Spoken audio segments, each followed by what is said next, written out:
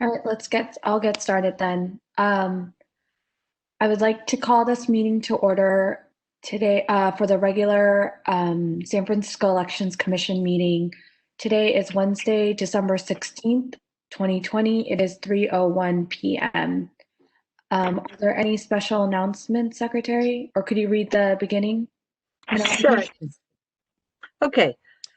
Thank you, Madam President. The minutes of this meeting will reflect that due to the COVID-19 health emergency and to protect Commission members, city employees, and the public, the meeting rooms of City Hall are closed. However, Commission members and staff will be participating in today's meeting remotely. This precaution is taken pursuant to the various local, state, and federal orders, declarations, and directives. Commission members will attend the meeting through WebEx video conference and participate in the meeting to the same extent as if they were physically present. Public comment will be available on each item on this agenda. Each member of the public will be allowed 3 minutes to speak. 6 if you have an interpreter. Comments or opportunities to speak during the public comment period are available via phone call by calling 415-655-0001. That's 415-655-0001. The access information is 146-001-4137. I'm sorry. You'll hear a beep when you are connected to the meeting. You will be automatically muted and in listening mode only. When your item of interest comes up, dial *3 to raise your hand and be added to the public comment line. You will then hear you have raised your hand to ask a question. Please wait until the host calls on you. The line will be silent as you wait your turn to speak. Ensure you are in a quiet location before you speak. Mute the sound of any equipment around you, including television, radio, or computer. It is especially important that you mute your computer if you are watching via the web link to prevent feedback and echo when you speak. When the system message says your line has been unmuted, this is your turn to speak. You will hear staff say, "Welcome caller," and you can begin to speak. You will have 3 minutes for your public comment, 6 with an interpreter. If you change your mind, hit *3 again. Once your 3 minutes have expired, you will hear your line has been muted. Public comment may also be submitted in writing. It will be shared with the Commission after this meeting has concluded and will be included as part of the official meeting file.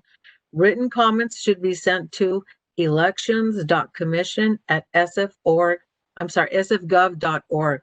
Thank you, Madam President.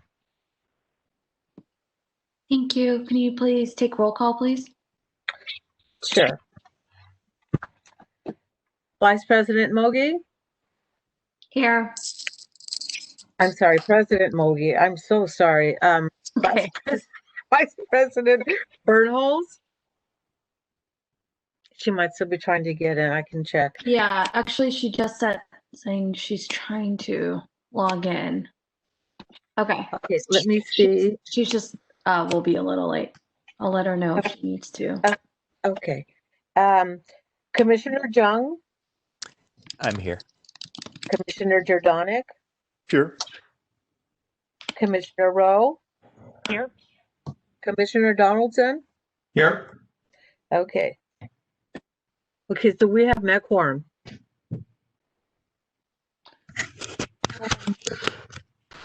I'm going to call item number 2, general public comment. Public comment in any issue within the Elections Commission's general jurisdiction that is not covered by another item on this agenda.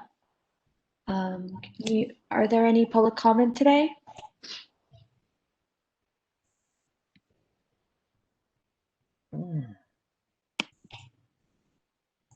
I do see a hand raised. Okay. Caller, you'll have 3 minutes to make a comment. And I'm sorry, that's Pedro. Please hit *3 to get into the queue. He's over there. Just scroll down on your participant list. He's below that.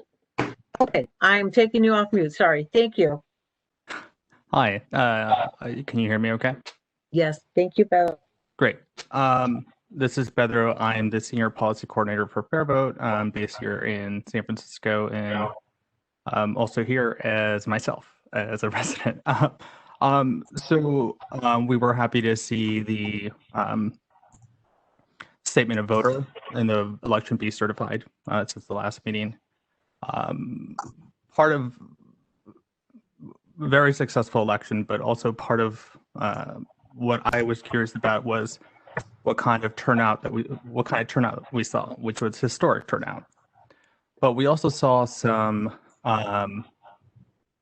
undervotes and perhaps opportunities for getting people to turn out more, particularly when it comes to API residents.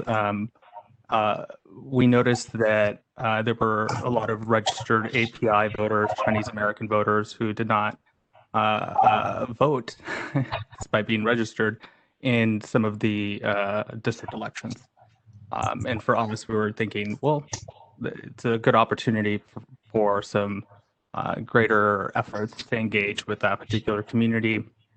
I know it was challenging because of COVID and the lack of opportunities to have that sort of community forum, but I do think overall and generally it makes sense for the department to look for greater ways to really engage in that community.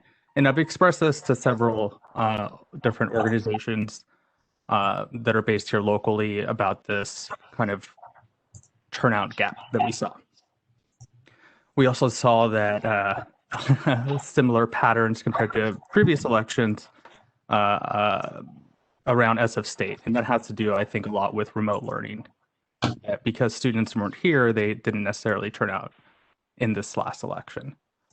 So just some of the things that I think might be of special interest to some of the commission. But overall, excited to see that the redistricting task force is being thought of. There should be efforts to kind of publicize this more, just because that process will have tremendous impact on the type of representation that our residents and our voters get on the Board of Supervisors. That is all. Thank you so much. Mr. Hernandez, before you go, I wonder if I could ask you a follow-up question on your comment. Sure. So I'm just looking at Director Arndt's director's report for this meeting.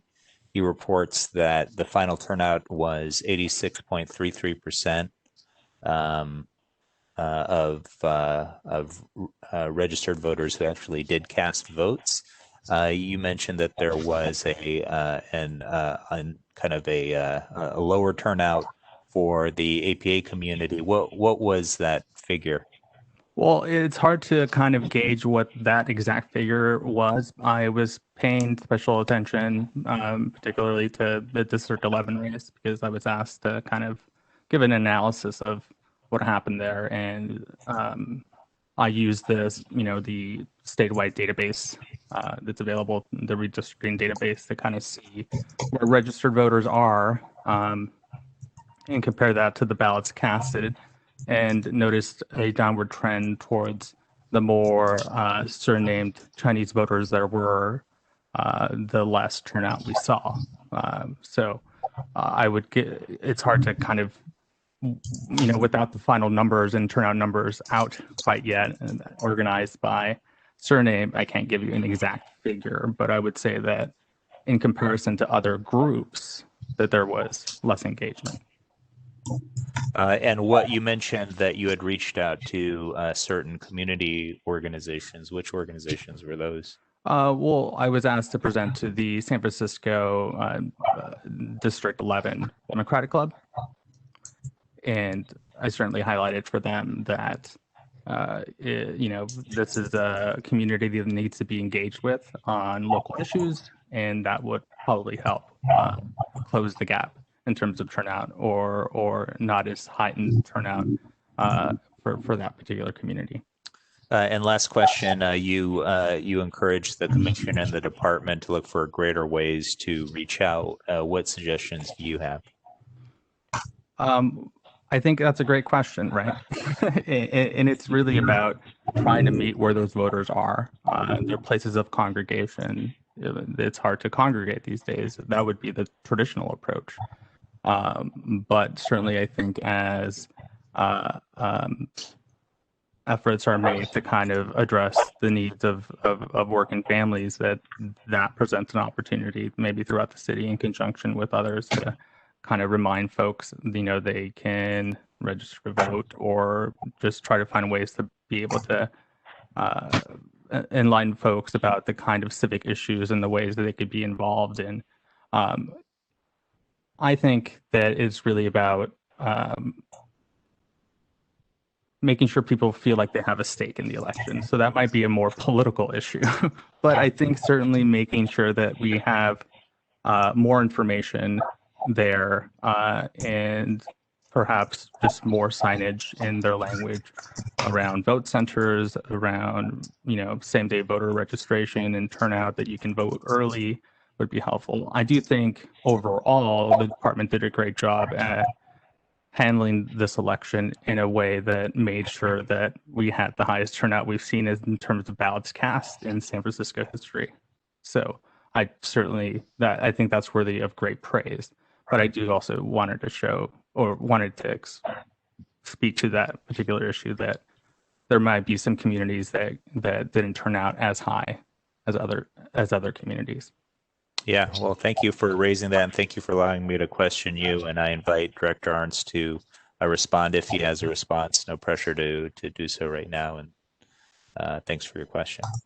Yeah, of course. I know the department works really hard to try to have a large database and list of organizations throughout the city to partner with and to disseminate that information. And I know that they try to have a lot of coverage, but I think it's just worth trying to continue to work and emphasize those particular efforts. I also had a clarifying question I wanted to ask Pedro. Were you referring just to the percentage of voters that are registered that weren't turning out, or are you also suspecting that the percentage of eligible voters? I was only looking at registration. Okay, thanks. Yeah. Great, thank you. Before we move on, just two things. Commissioner Bernholtz joined at 3:09 p.m. So do you mind taking note of that, Secretary? And then also, commissioners, if you can keep yourself mute when others are speaking, I'm hearing kind of like feedback, and so that'd be great. Thank you. Also, okay, so next caller, Lauren, maybe?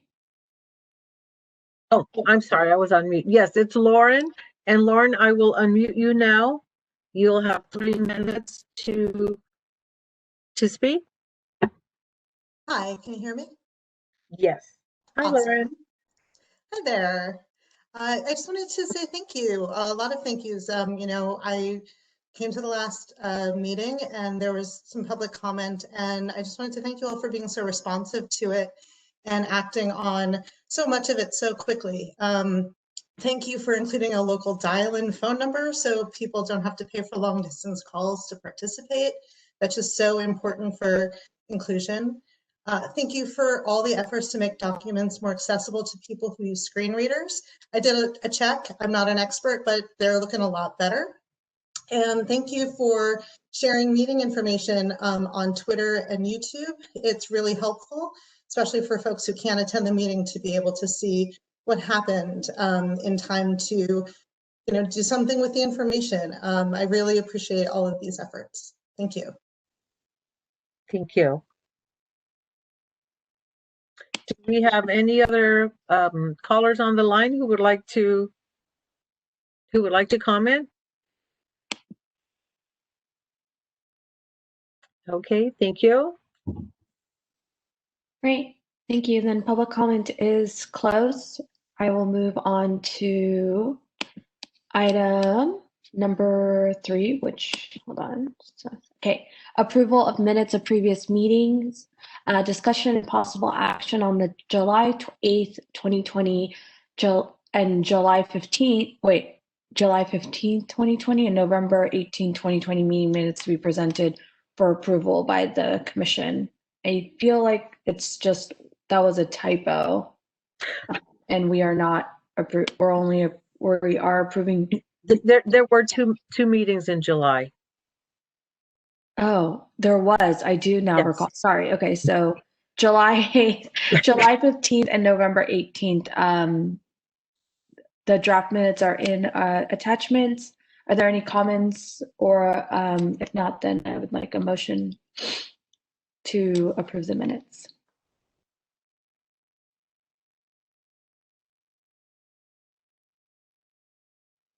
I will move to approve. Thank you. Thank you. I will second the motion. Thank you. Okay. Mr. Jordanic, do you have any comments? Oh, no, you were just raising your hand 2 seconds. Okay. Let's take public comment on this.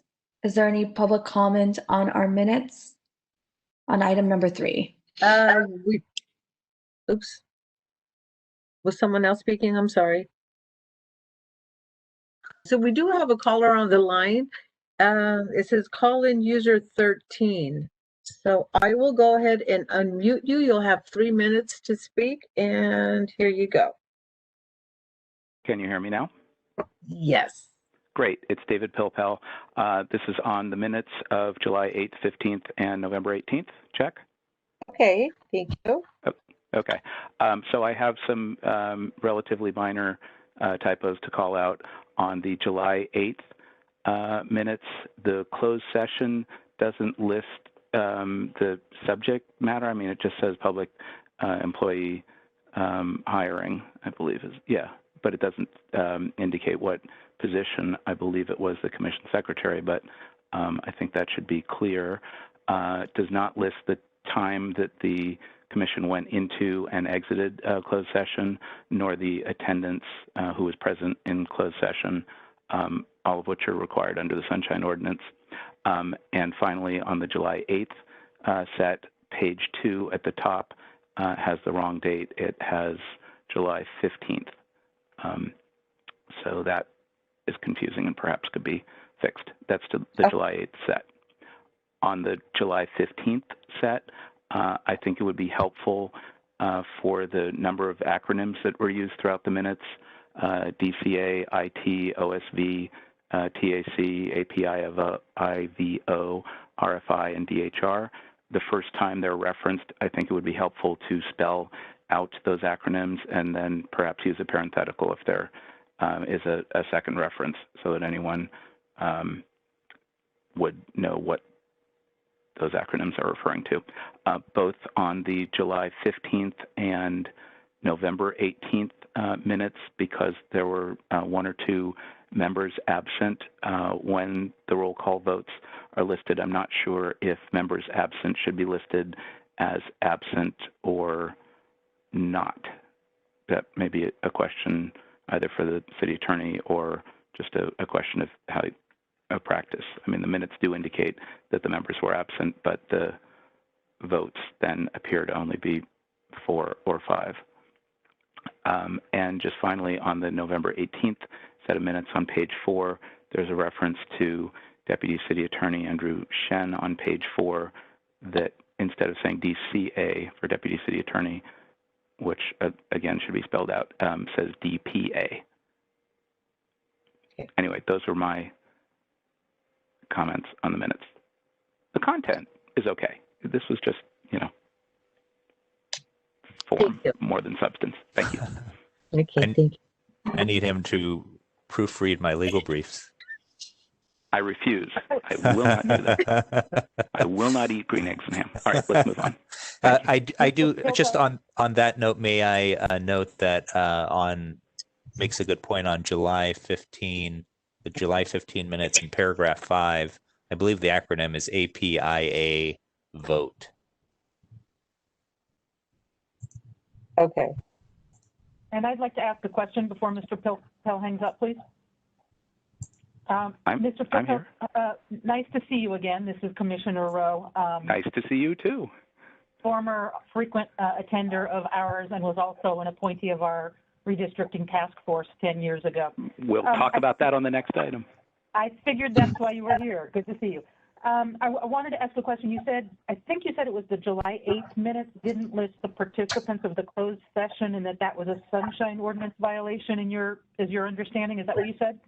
The violation is a strong word. I just think the members, clearly the members were present if there was a deputy city attorney or Director Arntz.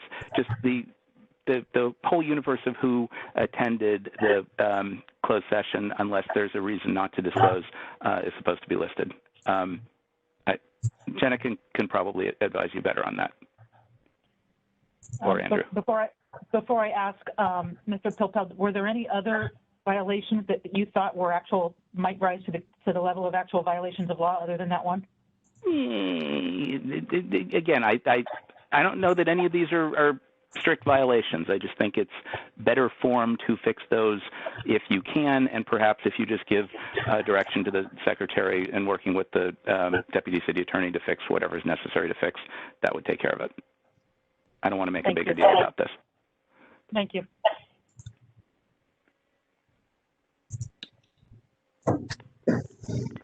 Before we move on, are there any other public comment? No, I don't see any more. Okay, seeing none, then public comment is closed. Thank you so much for your feedback. Commissioners, do you have any comments before we take on a roll call vote for these? Commissioner Rowe? I would like to make an amendment to my motion. I'd like to withdraw the motion as to the July 8th minutes so that our secretary can go back and add the names of the commissioners who are in closed session, and then we can vote on them at the next meeting. I would make my motion in that case to approve the minutes of July 15, 2020 and November 18, 2020 as my amendment. Does that need to be seconded? Yes. I see Commissioner Jordanik's hand, so. Yeah, I'll second the motion. But I also wanted to just say that I'm okay with all the other suggestions that David made, and if the commission is supportive, I would support, making those other changes as well, assuming we have the information.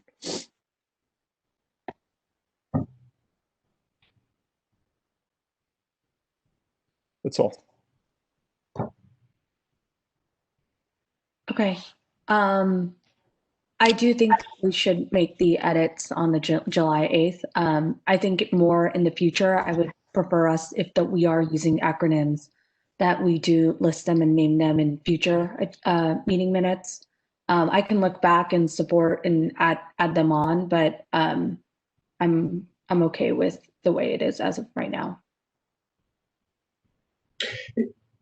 It does make it hard to go back and read the minutes and make sense of them, where to those of us who are close to it, they're very meaningful at the time. To a member of the public, they might have to go through many different minutes to try and figure out things, and it makes it very difficult for transparency, I think. I prefer to see them fixed as part of the as part of the approval. Can we approve it with the edits, just to spell out the acronyms? Would that require a new motion? Deputy City Attorney Maldonado, do you think we can just still approve them? To the extent that you're going to change the substance of them, I would not advise to approve them. You could approve them with an instruction to modify, so that would require a new motion. Or you could just table the issue, have them revised, and then revisit this at the next meeting.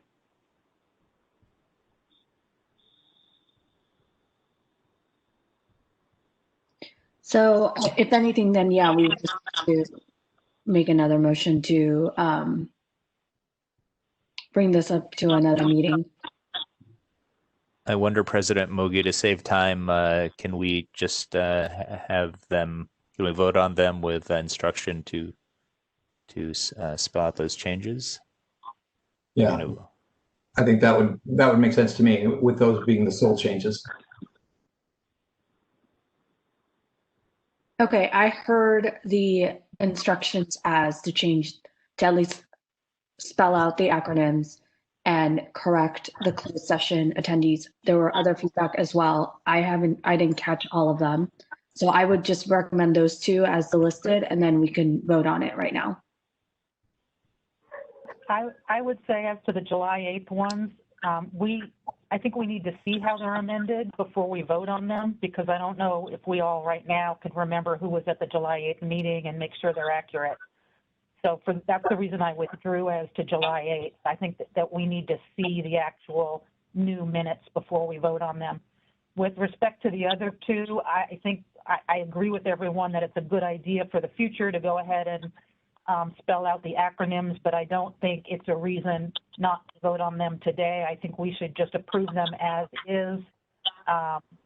And if that is not the inclination of the commission, I would say let's table all of them. I think there's enough changes that we're proposing to be made that we should have a chance to review them before we vote on it. So in summary, my preference is to vote to approve the July 15 and November 18 minutes as they are without revisions, and to table the July 8, 2020 minutes until we can see who is listed as in closed session, and also any spell outs of acronyms that might come through that process. So the motion's on the floor as proposed, is the essence.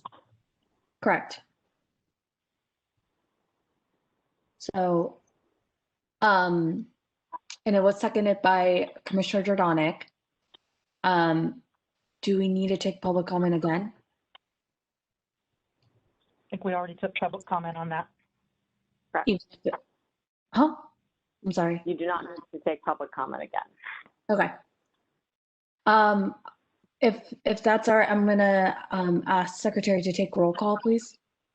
Okay, President. I have one Logan? question for the city attorney. Do we need to unanimously approve minutes? No. Okay, thank you. President Mogi? Yes. Vice President Birdholz? Yes. Commissioner Jung? Yes. Commissioner Jordanek? Yes. Commissioner Rowe? Yes. Commissioner Donaldson? No. Okay. Okay, so we have 5 yeas, 1 nay, and 0 abstain. It carries.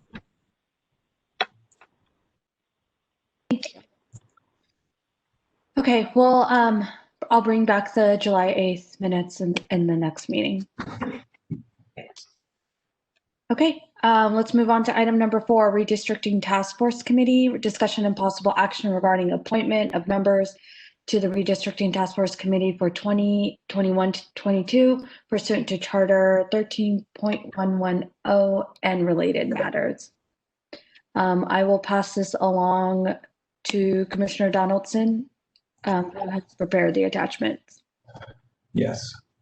Thank you, President Mogi. So we have this assignment, and this is, or I had this assignment from our last meeting, actually meeting before last, from the very good memo that was prepared by Commissioner Rowe. The essence is it's broken into 2 pieces. The first being the draft of a post, the second being a draft of the questionnaire that we would ask of the applicants. In the preamble tries to explain the purpose of the task force, the number of seats, and its origins in the city charter, and references where an applicant could go if they wanted to learn more about those prior redistricting task forces from the 2000 and the 2010 decennial census. I updated the criteria per the conversation. I do want to point out that as and I went back and I listened to it a number of times to make sure I got it right. that the final motion did not include the extension of the prohibition or the criteria about being an employee of a elected official.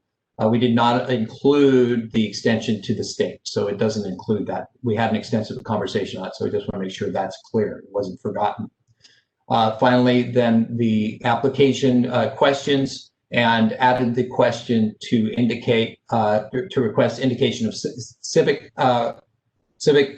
engagement to include both community as well or community engagement as well as voting. And I think that that may not be the exact wording we had. It was hard to discern what the exact final wording of that was, but I think it does reflect at least the nature of the conversation in trying to capture that information. One other thing that that came up, just recollection, was the thought that it would be good to capture whether there's citizenship or not. However, in the final motion, I did not find that in the discussion of what was the final, what was finally moved and voted upon. So this, I believe, does reflect the discussion and the final motion of the meeting on October, was it 18th, I think? Open for questions. Oh, one last thing. Commissioner Jung made some edits to the preamble. It changes the way it reads. I don't think, and correct me if I'm wrong, Commissioner Jung, it doesn't really materially change the content. I like his wording better, but it essentially says the same thing. That would that be the right characterization, Commissioner Jung? Yeah, that's right. I thought your draft was excellent, and thank you for doing it. I just had some basically reworded it to sound less legalese. Yes, thank you. Are there any comments on this? Oh, I do want to add one thing. I did put, you'll note that I put in there the number of meetings of the prior redistricting task forces, so applicants could understand the level of commitment it would take before they apply. Commissioner Rowe? Yeah, the one that we saw as draft, is that the one as edited by Commissioner Jung, or is that pre-edit? That is pre-edit. I'm not sure how to share here the edited version because the share button is grayed out. I could allow you to share it, Commissioner Donaldson, if you'd like. Yeah, let's do that. Okay. Is this the edited one? This is not the edited one. Hold on one moment. I have the edited one if you want me to. Yeah, if you want to share, Commissioner John, that'd be great. Okay, sure, that's fine. There we go. Just to clarify, is it the edited version that mentions how many meetings there were previously? I don't believe that was removed. Okay. I'm just saying I'm not sure I see that in the one that was posted. Is that there somewhere? The paragraph right before the Elections Commission has established the following minimum criteria. That is there. It's the last few words of the paragraph before that. Thanks. Mm-hmm.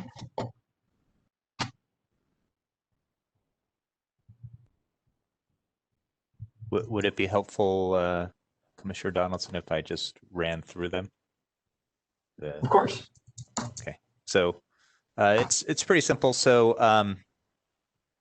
starting at the top, I just reworded the title to state what it is, which is it's a redistricting task force, and it's an invitation, and followed the capitalize the words with greater than 4 letters. First paragraph is the one where I tried to make a little bit easier to read, at least in to my eyes, and rather than saying pursuant to charter of such and such, we do this, I just it's, subject, object, verb, or subject, verb, object. San Francisco Elections Commission extends an invitation. I added the article the, which I think does need to be there. And then in the second sentence, stated the authority for that action. And then just a couple of other small nits. I added a comma right here. See there. And then added a period here. But in other respects, thought it was. I think there was one other edit that I was going to make as well, Commissioner Jung, in the second in the application. The last sentence was incomplete. I realized where I said I just said you will be contacted, and maybe you added a period there. That would at least make it a complete sentence. But I meant to say something like you will be contacted after review of your, after review of your application.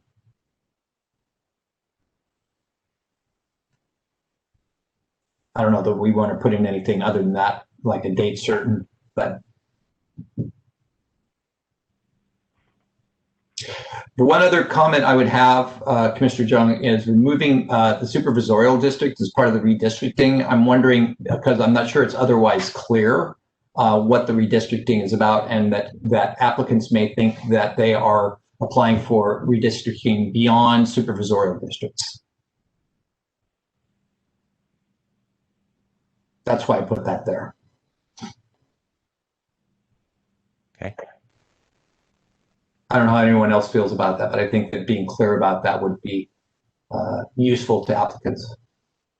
And I can, you want me to show it with simple markup so that you guys see what it looks like in the proposed final form? I'd like to discuss some other changes before you do that. Oh, okay. Commissioner Jung. Sure. So, and I think it'd be helpful to leave your red lines in there. So in the paragraph that starts with the San Francisco Elections Commission, when you get to pursuant to charter, and you say pursuant to charter or, I think it should be pursuant to the charter of. Yes, you're right. And then on the next paragraph down, I found the part that starts after the semicolon with 120 days and goes down to 4 lines that ends in the charter. I found that impossible to follow, and I don't think it's really necessary for purposes of this document. So I would propose just deleting everything after August 1, 2021, and then pick back up at the task force must complete its work.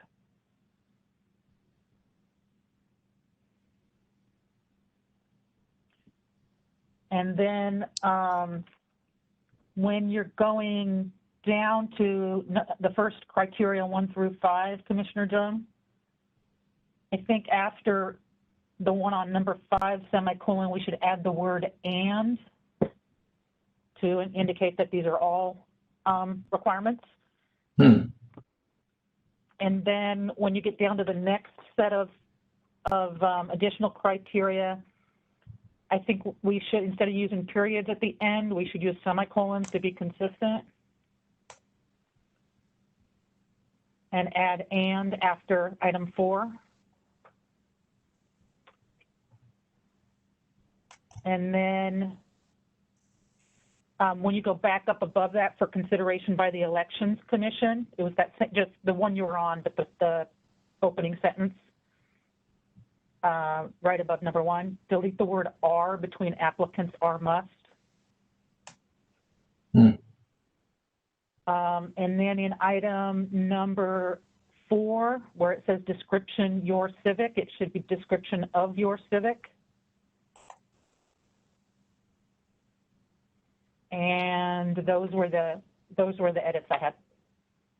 Oh, also down below, I would put more space. When we say provide a response in the space or add more, to encourage, I would say the one about number 4, describe your civic and electoral engagement, needs to be at least a bit larger. Yeah. I would expect all of these to be quite a bit larger in the actual final form, Okay. except for the ones for contact information. But yes.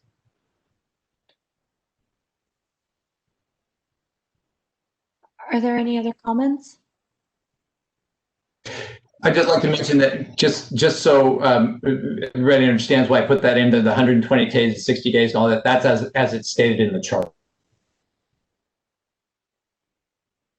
But I think on or about August 1 is correct. That it will be on or about August 1.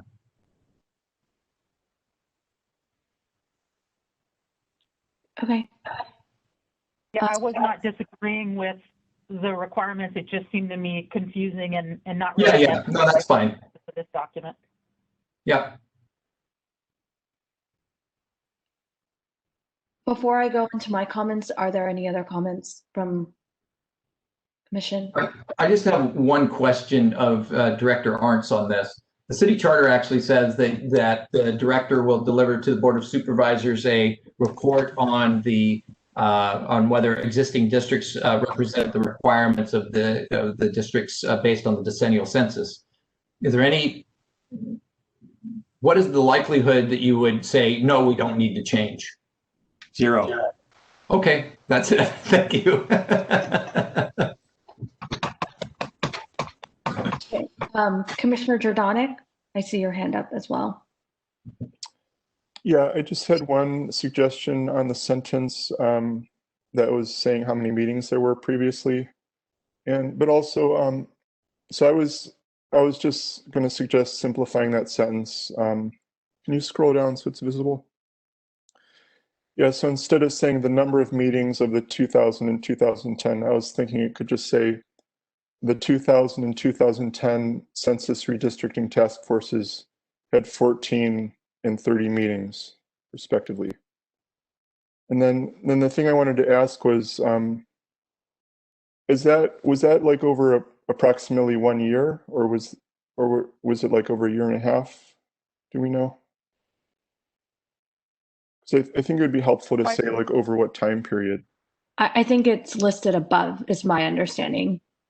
Like, Well, timing hasn't changed in terms of dates, right? That's what I would have assumed if I'm looking at the application. well, I think it'd be helpful if they don't have to do the arithmetic, and maybe they don't know whether the laws were the same back then in the dates. But because like if it's 2 meetings a month versus 1 meeting a month, or it can make a big difference. So looking back at the and Commissioner Rowe can provide perhaps some more insight into this, but when I actually just look back at the redistricting task force sites, they were, and you can do the math there, that essentially they were every other week in the 2000 from the 2000 decennial census, and they were weekly for the 2010. So that's why, and I was going to say something, but I thought, this is really going to be when the task force convenes, they need to decide, because there's nothing called out there, or the Board of Supervisors will tell them how often they have to meet in their in the resolution they pass. Oh, then okay, so you're saying in 2000 they had to meet weekly, and then 2010, or sorry, in 2000 it was bi-weekly, in 2010 it was weekly? Correct. I don't think that's accurate, and frankly, David Pilpel, who's listening in maybe during public comment, can tell us, because we didn't go to the redistricting task force meetings, but I think that they met sometimes multiple times a week, and other times not necessarily. They weren't just meeting amongst themselves, they were also doing public meetings out in the community. So I think there was a period where they had a lot of meetings out in the community. So I think it might be misleading to suggest that it was once a week or twice a week. Sometimes I think it was more, and sometimes I think it was less. It was just to be clear, I actually went and listed out all of the meeting agendas and minutes by date, and there were periods that were skipped, but there were periods where for weeks it was weekly, at least according to that. But as you said, it would be good to hear from David Pilpel during public comment. But I also think that ultimately it's up to the redistricting task force to decide how often they Yes. meet, when they meet. So that's why we say you got to be flexible. And I think flexible is the key word that shows up a couple times in this. And I wouldn't be more specific than that, because otherwise, I mean, we are only appointing 3 in the first place, and we don't get to tell the 3 how to vote anyway. So that's up to them. Yeah. Agree. Any other comments by the commission before I ask for some clarifying questions myself?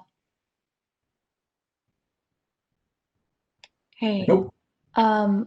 So Deputy City Attorney, just by looking at, I think it's the second section, number 4 about register to vote or not, or register to vote or have voted, is that kind of in a line with Prop C that was just passed, or should we be changing the language a little bit, or is it fine as written? Yeah, let me just scroll down so I can read it. Thank you.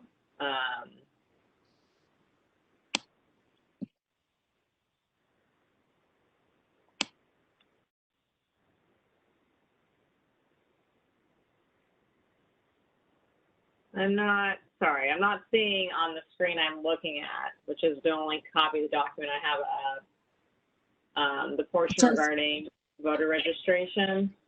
Whether you are eligible to and have registered to vote and consistently voted in San Francisco. Okay. Yeah, given the passage of Prop C, voter registration can't be a criteria for commission members, so I would remove that. Thank you for flagging that. I'm seeing it now. Okay. Yeah, so I would ask to actually remove that as well.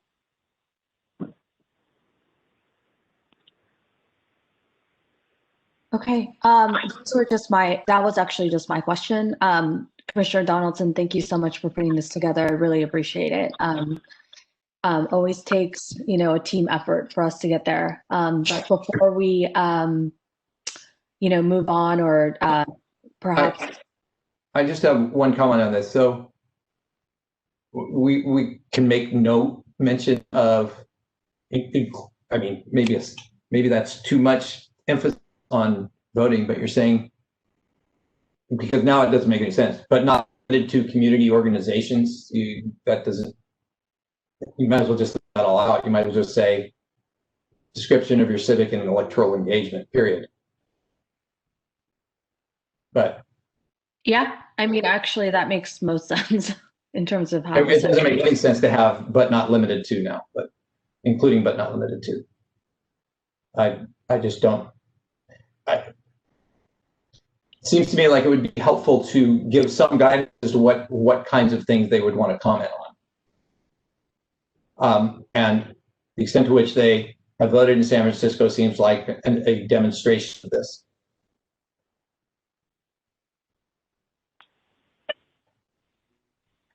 I'm happy to, to the extent that the commission is interested in suggestions, given the passage of Prop C, you could maybe make a reference to electoral engagement, such as efforts to register voters or things around voter registration, but things that aren't necessarily tied to the actual registration of the applicant personally. Okay. Anyway, I actually like it the way it is right now, just ending at civic and electoral engagement, and let the applicants decide what they want to describe for those categories. I mean, anybody who has been registering voters will identify that they've been registering voters, presumably. So I don't think we need to spell that out. It'll depend on what the applicant's experience is. Then we need to make additional change to the actual application language for item 4.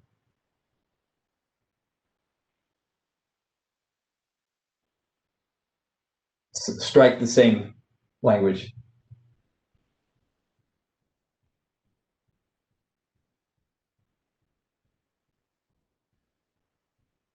Thank you, Commissioner Jung. Thank you.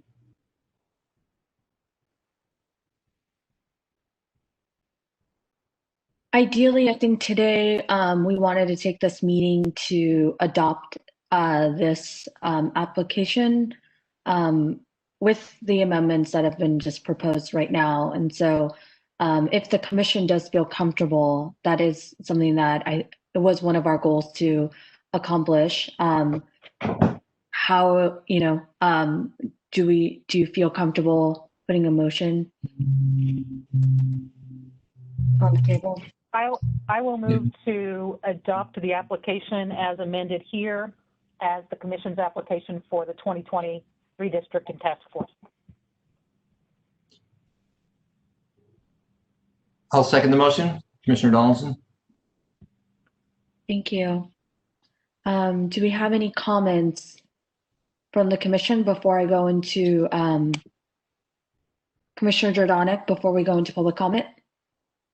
Yeah, I just wanted to have a clarifying question. Deputy City Attorney, were you saying that Prop C, it says that, was it saying that we're not even allowed to have as it be a consideration whether someone is registered, or just that isn't allowed to be a requirement? The legal language is that it cannot be a requirement, but a consideration in terms of risk that we are imposing a criteria that now violates the charter would be a very close call. I think you can see why. Just for reference for everyone, the ballot statement, a yes vote means you support amending the city charter to remove the requirement that individuals serving on city boards, commissions, and advisory bodies must be U.S. citizens and registered voters, while still requiring those individuals to be legal voting age and San Francisco residents.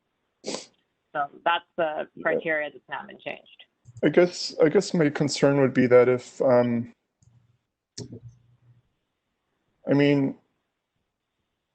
given that we want the task force, I think one of the requirements is that it be a diverse group.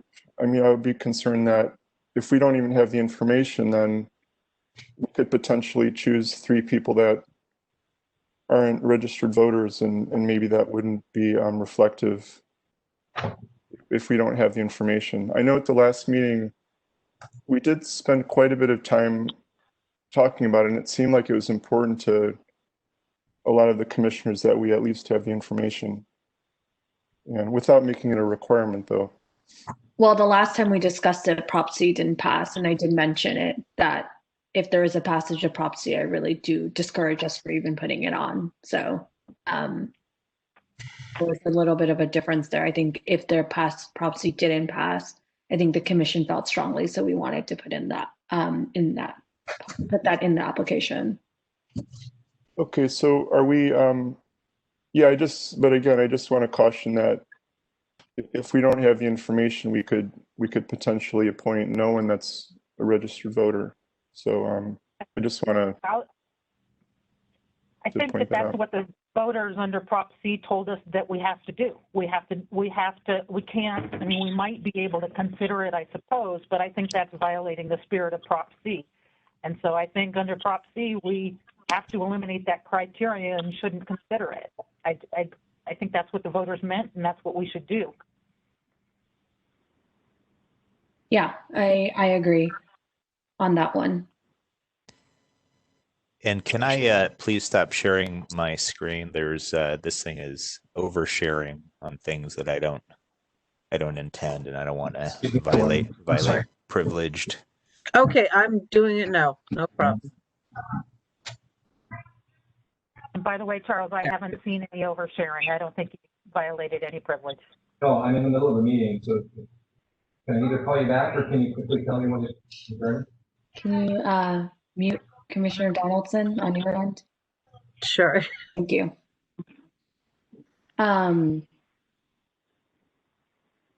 Yeah, and just to note, I don't know who's handling the WebEx here.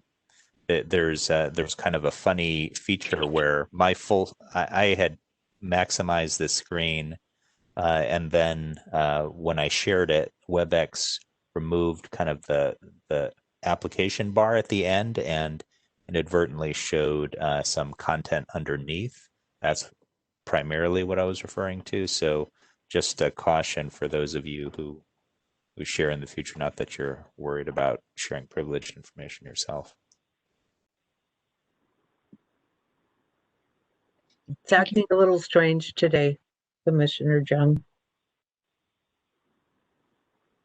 So with that said, there is a motion, there has been a motion made. I know that Commissioner Jordan, you had some comments. Do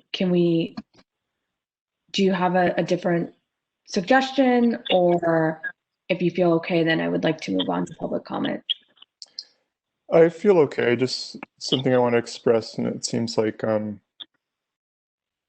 yeah, a bunch of other people want to keep it the same, so that's fine with me. Okay, with that said, let's take public comment before we take, I mean, we have to, before we take a roll call vote. So Secretary, can you help with the? Sure. So we do have 3 callers who are raising their hands. The first caller, I'm going to go ahead and unmute you. You have 3 minutes to speak. There you go. Can you hear me now? Yes, Great. It's David Pilpel again. it is okay. Okay, so as was indicated earlier, I served on the 2011-2012 redistricting task force and can answer any questions that you might have about that work. Fortunately or unfortunately, I remember a lot of it. I am interested in serving again. I don't feel that I have any right to be reappointed, so you may, I may fill out an application, you may choose to appoint, you may choose not to. That's all good. I did find Commissioner Rowe's memo to be very helpful, and I appreciate that. On the application, I would ask for the applicant's address, which I thought was missing. I didn't see a question that asked for their physical address. I would request, but I would not require a phone or email. In particular, I think asking for email limits to people with email, and not everyone has or does. I would also make the resume optional. The application and a statement might well suffice. Sometimes a resume is helpful. I mean, it's certainly up to the applicant if they want to submit a resume, but I'm not sure that having one should be required. I would be clear, I think you discussed being clear that only city supervisorial districts are covered. Maybe say something about that BART and the State Redistricting Commission do their own thing, and that covers other line setting. And lastly, I might limit people who have been candidates for elective office in the past 5 years from applying. I don't know if that is something that you already discussed, but I think the overall intent has been that people who are interested in the process, good, great. People who have more of a vested interest because they have recently been a candidate, maybe not as great. So I'll leave that to you. But again, I can answer any questions that you might have, and I'm happy to help. Thanks.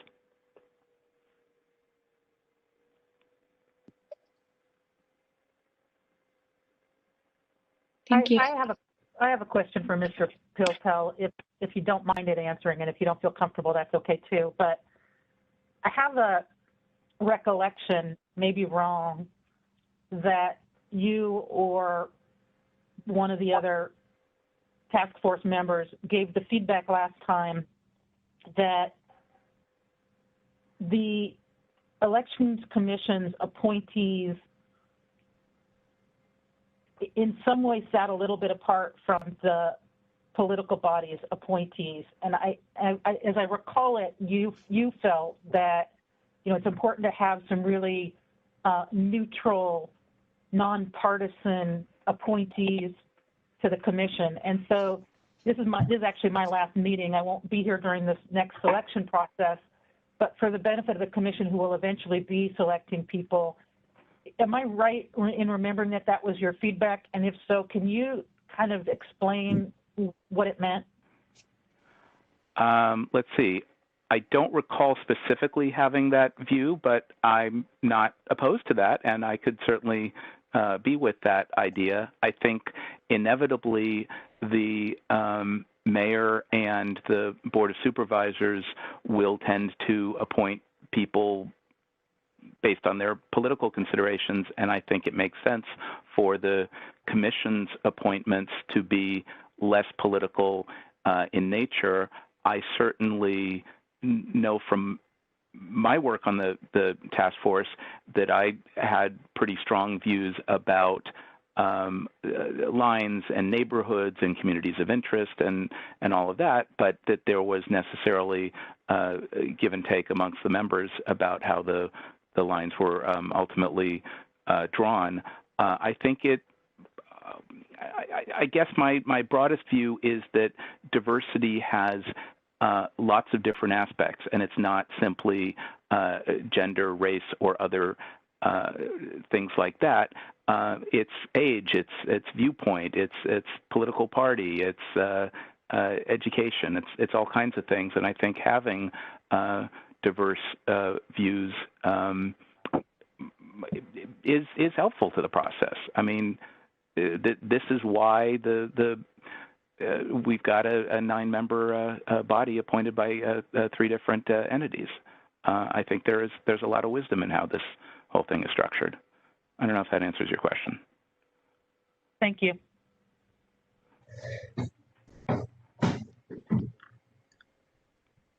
Thank you. Next caller.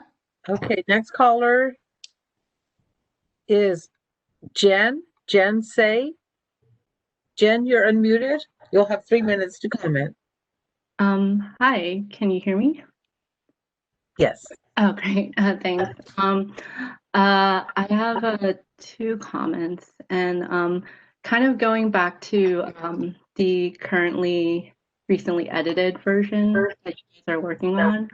I was wondering if maybe crossing out like the number of meetings from the 2000 census redistricting task force, since it was so low, like 14. I know like the redistrict, I know like in terms of like attendance, it's gonna, or like the frequency of meetings will be determined by the redistricting task force. But I think kind of like adding how low, like kind of like how low the frequency of meetings from that period almost sets a low bar, and where our 2020 redistricting task force can go.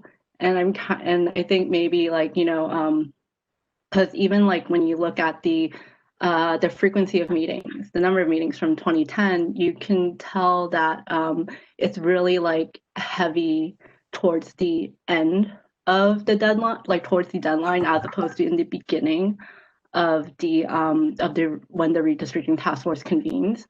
And I think there might be room for improvement where maybe there can be more regular meetings as opposed to like having it so like heavy meetings, like weekly meetings or more than weekly meetings towards the end. So I think kind of maybe taking out the 2000 metric of number of meetings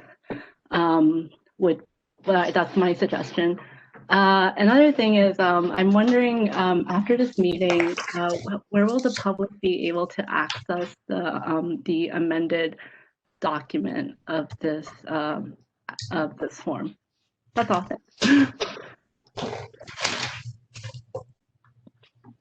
Okay, thank you. We also have Lauren on the line. Lauren, I'm going to go ahead and unmute you. You'll have 3 minutes to comment, please.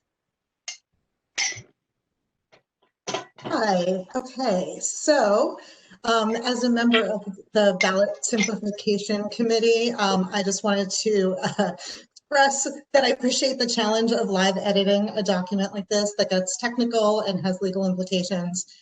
So good work on that. I agree with the removal of the nitty-gritty 60 days here, 60 days there. I think getting into that level of technical detail isn't particularly helpful. What I would recommend instead is adding a plain language, a brief but plain language description of the task force and of the role of the members. This form right now, if it's seen on its own, assumes that people know what it is. And it's been 10 years, most people don't. So that's one suggestion. I do want to suggest that you ask if people, if not the address, that you at least ask if they are a resident of San Francisco. I believe we can ask that, and that would be good to know. It makes it clear that also that's a good thing to be on the task force. I would also suggest adding a question that specifically says something about whether or not, how they represent San Francisco's diverse population. The Board of Supervisors application for city bodies has a question like that. And when I applied, I actually found it really helpful to think about how I actually met that qualification, since it is something that there isn't really a great checkbox for. I can read you that question if you want. I have that open. I agree with removing the reference to the 2000 census. It sets unrealistic expectations, and that process, from what I know, has problems. And I also think that you might want to add something about the process beyond this application. For example, that people will be required to attend a future elections commission meeting where you will actually review candidates. I believe that might be part of your process, because people should at least know that they're going to need to be available on that specific day, which you already have your meeting dates. If you wanted to offer something about civic and electoral engagement, you could just say something simply like, such as volunteering and participating in elections. Whether or not you want to add that, I think you've kind of cut it out, but that's something I thought of when you were having that discussion. So those are my comments on the application. But again, thank you for the cooks in the kitchen process, and keeping everything on track and in order. Thank you.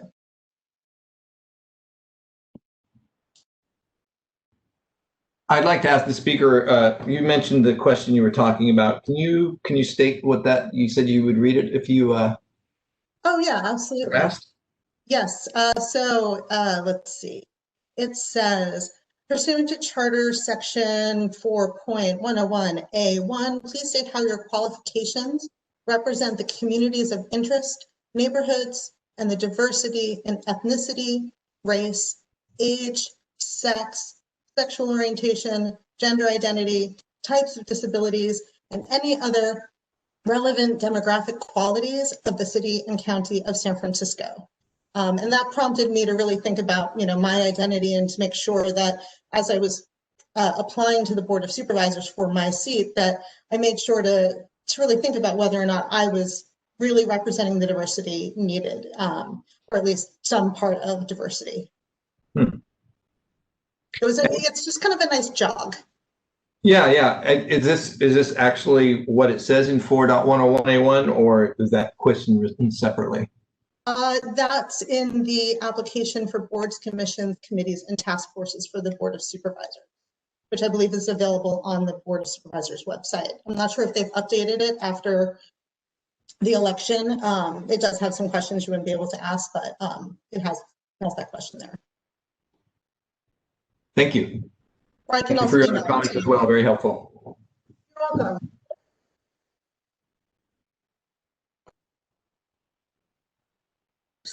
We have one more caller on the line, Pedro. Unmute you now. You have 3 minutes to comment. You're good. Pedro? Yes, I have a manual mute button, so that's why you can hear me talking. Yeah, this process is going to be really critically important, I think, for just making sure that people feel represented and the communities of interest are respected and acknowledged and considered in the line drawing of the new district boundaries. And part of what we saw in the California redistricting applicant pool was kind of lack of applicants from diverse backgrounds, which became an issue as the state advanced towards selecting more and more candidates to kind of lift up as part of that lottery that happens. I'm wondering if the commission would think about ways to kind of promote that this is happening, that this change is happening in San Francisco. I know that there was a really thoughtful op-ed that was written by members of the commission a couple of years ago around our election system. But also it might serve as an opportunity to kind of lift it up and kind of get it out to also cultural, ethnic media as well and other community groups. I have this concern that we may not have as many applicants because people are congregating less, and I'm trying to think about ways to make sure that people are aware that this change is coming and that this opportunity is here, and it's encouraged that it be as reflective as possible. So I would encourage you to maybe consider writing another op-ed or something to that degree, or think about ways to kind of elevate this, because we're not too far away from when you're going to start interviewing people. And I think I am concerned that the applicant will be kind of dominated by certain demographics and not very representative of the entire city. But I'd like to also acknowledge, I support what the other commenters have said around the application. I think all of that makes sense as well. And I'm happy that the Prop C, that you're making changes to the application based on what Prop C, the passage of Prop C. Anyway, thank you so much. President Mogi, I wonder if I could ask a question. I've appreciated the comments from the commenters and wonder, do we have time to do another round and incorporate these changes, or do we need to approve the draft today? I don't think we have to approve the draft today. Considering, I think before we thought it was going to be a little bit earlier, but because of the delay of the census, I think that as it's written in the application, meetings won't start until the summer. And so I do think we have a little bit of time. I just wanted to be on top of it, knowing that things may, we may take 1 or 2 meetings to get these things done. Great, thanks. And I have one question for the Deputy City Attorney.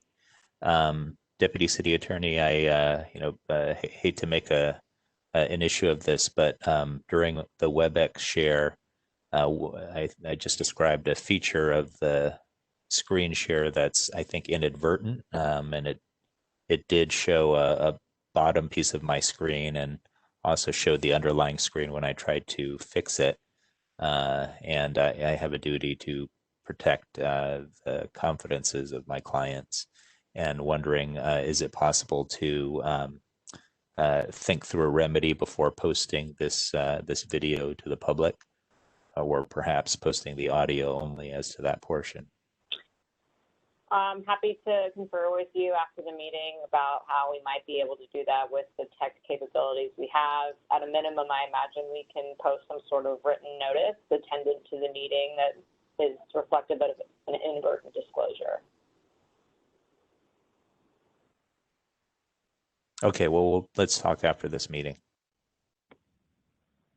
Commissioner Rowe? Wanted to thank our public. All 4 of our public commenters gave really excellent targeted feedback. It's really nice to have that kind of meaningful participation. I think I won't be here next time you vote on this, so I just want to make my comments based on what I heard from the public of how I consider their comments important. But Mr. Pilpel and I think it was Ms. maybe it was Ms. Girardin, both referenced the address/residence requirement.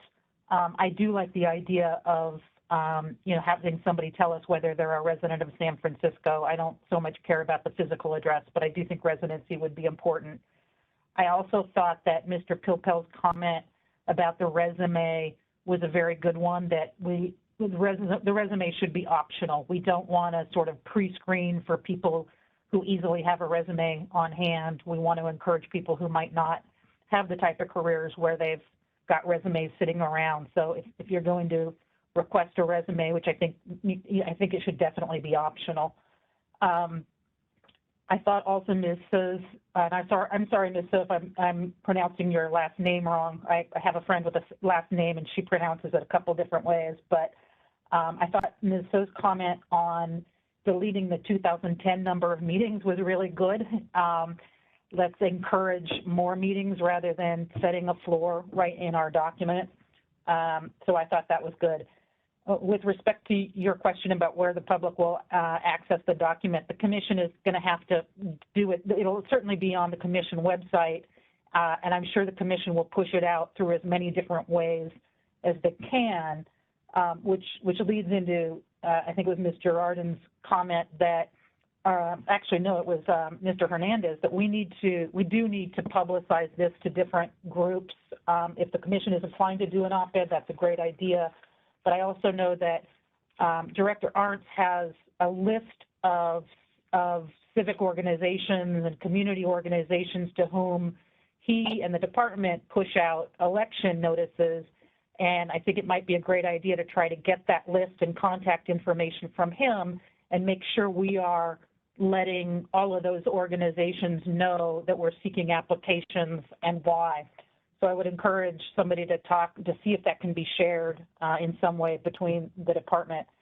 I also thought that Ms. Girardin's idea of adding a description to this application about what the task force is and why it's important was a good idea up at the top. I'm trying to remember, I think my memo might have done a little bit of that. I don't know if you could maybe cut and paste or some of that, but I think it would be a good idea if it's not in the application itself, if it's in some sort of a cover memo that goes with the application to tell people why this task force is important and, you know, the extent of the duty. And then the other comment that I really liked, I think I've now endorsed almost all of the comments from the public, but I liked the idea about giving the applicants the opportunity to explain their why they would contribute to the diversity criterion as well as the other ones. And I would say maybe one way to do that, instead of just giving a box asking people to say that they meet the minimum criteria, to invite them to explain if they deem it appropriate, if they want to explain as to any of the 6 minimum criteria, how they meet those and what we should be considering. I think the application should invite them to do that. So that was a lot from me that mostly just summarized our public commenters, but since this is my last chance to talk, I wanted to get it out there. And thank you again to all 4 of you commenters. It was really great to hear from you. Thank you, Commissioner Rowe. I know that since this is your last meeting, we'll definitely take in all your feedback, and at today's meeting, I think we can compartmentalize a little bit, like outreach. I think it will be absolutely critical so we can get a group of applicants. I think we can have definitely a much more robust separate conversation about that, and hoping that maybe the director can really support us as well to help with some of the outreach as well.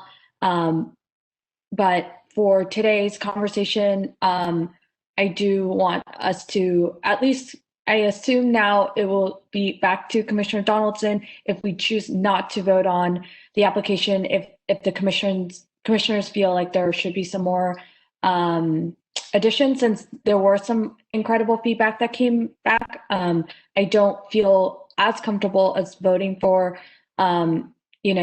making edits right now. I would like us to kind of review it again in the January meeting. And so maybe at this time, I would, if other commissioners have comments or feedback as well, I would like us to have that conversation before we move on. It does sound like maybe it would be a little premature to approve since we did receive a number of great feedback from the public.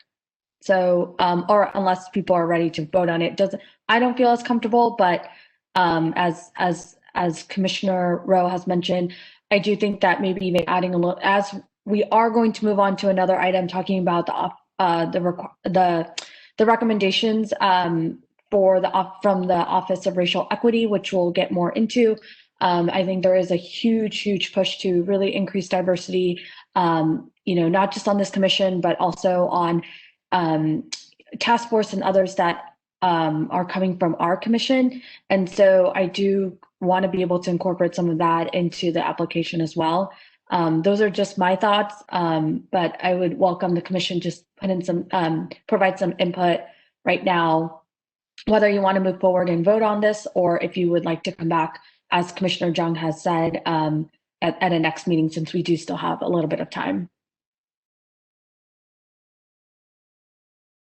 Commissioner Jordanek?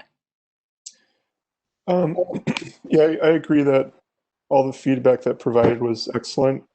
I'm not sure if any of the other commissioners mentioned this, but I also like the suggestion to like explicitly list out some of the categories that are mentioned in the charter. And so I would say, Commissioner Donaldson, if you do a revision of this, which I think it would be good to revisit this at the next meeting. If you go to the Prop C links on the elections department's webpage, you can find the new charter language. So maybe you can take some of that listing from that page. I'm referring to the sentence where it says, includes consideration of all races, ethnicities, ages, sexes, gender identities, sexual orientations, and types of disabilities. So, and if you want to cross-check that against the Board of Supervisors application to make sure you have everything. Yeah. But that's all my comment. And I do think that we did get it in our chat, the link to it, Commissioner Donaldson, if you see it or not. And I can also I'll actually, you know what, I'll forward the link. And Commissioner Jung, thank you so much for sending the revised version that you did revision during this meeting to Commissioner Donaldson, and then I will send the link over to you. So if you could help incorporate the diversity component, that would be great. I do think it's a very minimal change, but I agree that there'll likely be maybe not more, but likely be averaging the 30 rather than the 14 meetings. So maybe we could just take off the 2000 census number as well. And then I know Commissioner Rowe made other suggestions, and I'm fully supportive of it. Resident, I didn't realize we didn't incorporate resident. I think we kind of made the assumption, but I do think we should be explicit in letting people know that we are looking for residents of San Francisco. I'm also not a huge proponent that if we have to ask for their actual address, I just want to make sure they're residents of San Francisco. And then also, I don't think we are making it. I'm not sure if it's a requirement, but we do need a contact information. So phone number or email. It doesn't have to be both. We just need a contact information. So yeah. Yeah, I think inclusion of address as a form of contact in case the applicant doesn't have those. So anyways, it sounds great. I have no problem updating it. I thought we got some very good feedback. And it just says contact email, contact phone number. We're not making it like a requirement. So I don't feel I think we should just leave it there. And then if people just don't have a contact phone or contact email, then I think that's fine. So I'm okay with that. So if you don't mind, I really do appreciate that you did the first round. And if you can add this, since we did receive great feedback, I would love it if we can revisit this at the next meeting, if that's all right. Yep. How do we table the motion? Yeah, I'm not sure. Do we just We don't move? have a motion, do we? Yes, you I did did. move. I'll withdraw my motion. Okay, thank you, Commissioner Rowe.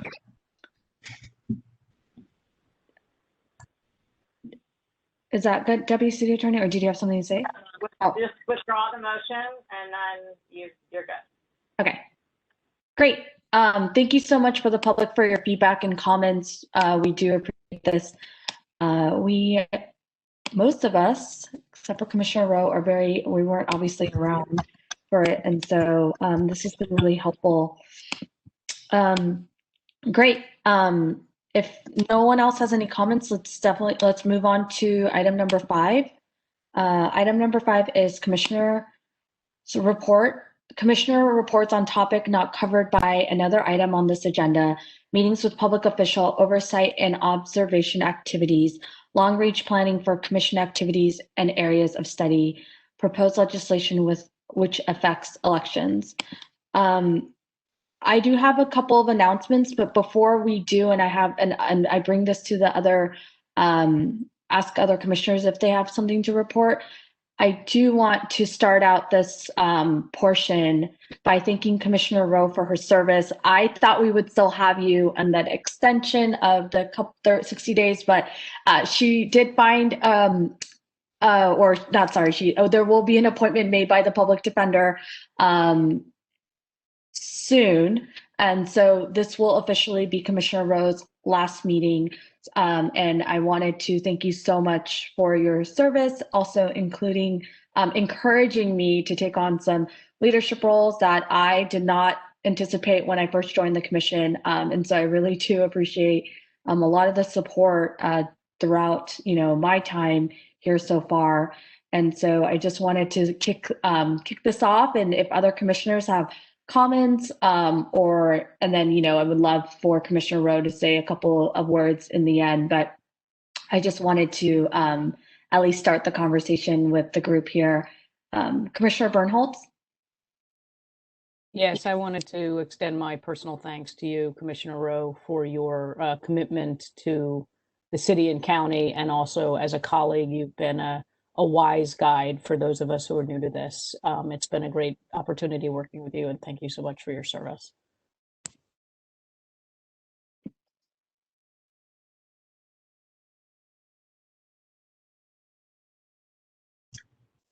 If I may, I'd just like to add, yes, Commissioner Rowe, it's been, both your wisdom and your experience in the area of elections, and having you on the board with that background has been very helpful, and you'll be missed. And thank you for your service. Yeah, I feel exactly the same way. And Commissioner Rowe, you've been you've been a voice of reason and balance. And a few times I think you've that stand out for me. You've definitely steered us in the right way. And so we I personally appreciate your wisdom and counsel on this commission. You'll be greatly missed. Thank you, everybody. Commissioner Jordanek would probably, before you finish, maybe Commissioner Jordanek, if you want to share. Yeah, Commissioner Rowe, I just want to say I really enjoyed serving with you. I learned a lot from you over the years, and you have a lot of experience and good ideas and thoughts. And also for the commissioners that don't know, Commissioner Rowe, you served as president. How many times has it been? Twice, or maybe twice? And so you've also, you've really stepped up and you've participated in a lot of ways. And I think you're on BOPEC a number of times, and as well. So thank you for all you've done for us. Well, I'm really touched. Thank you all for the crazy kind words. I can't tell you how much I've enjoyed the experience of being on this election commission. I joined 10 years ago. It's hard to believe it's been that long. And elections have certainly gotten a lot more into the public eye in the last couple of years. And so it's become, an even more important position, I think. When I started 10 years ago, we would often have meetings that were 25 minutes long, and there was almost never any dissent from anybody. And I've watched over the years, as you all have joined, the commission has become much more informed, much, and I'm not dissing any of the prior commissions, but the current constitution of this commission is so well informed about how elections run and what affects elections and what matters to voters. And there are different passions amongst the current commission members that come out and I think really serve the public well. And I just have to say it's been a pleasure to watch the commission form into that really high level type of a commission that I think is rare, and I think it will be I think that will go on for future commissions because people will learn from you and it will go on, and I just think that's been an amazing thing to watch. I'm really, really proud of having served for these past 10 years. I also have to just give a shout out to Martha, our new secretary. You're doing such a great job, and I really appreciate the interest that you're taking and the proactive measures you're trying to make to be a really valuable asset to the commission. So I'm sorry none of us have ever gotten to meet you in person, but I want to encourage you to keep up the work. You've been really appreciated, and having seen a number of commission secretaries, some of whom were quite good, I just think you're doing great work, and I want to encourage you. Thank you very much. And I feel that you made me feel comfortable from the beginning and working with you. The little bit that I was able to work with you, I felt comfortable and I felt like you valued what I was doing, and I appreciated that. Thank you. And I, of course, I couldn't end without talking about Director Arndt, who has been the director the entire 10 years I've been on the commission, and we have not had one significant controversy. We've had amazingly run elections. I have to say we were very, very fortunate as a commission during my time to have Director Arndt making us all look good, because one thing goes bad and we look bad. So Director Arndt, I don't see your face, but I just wanted to tell you, I think you probably know from my comments during the meetings that I've always appreciated the work you've done. You have a very, very hard job.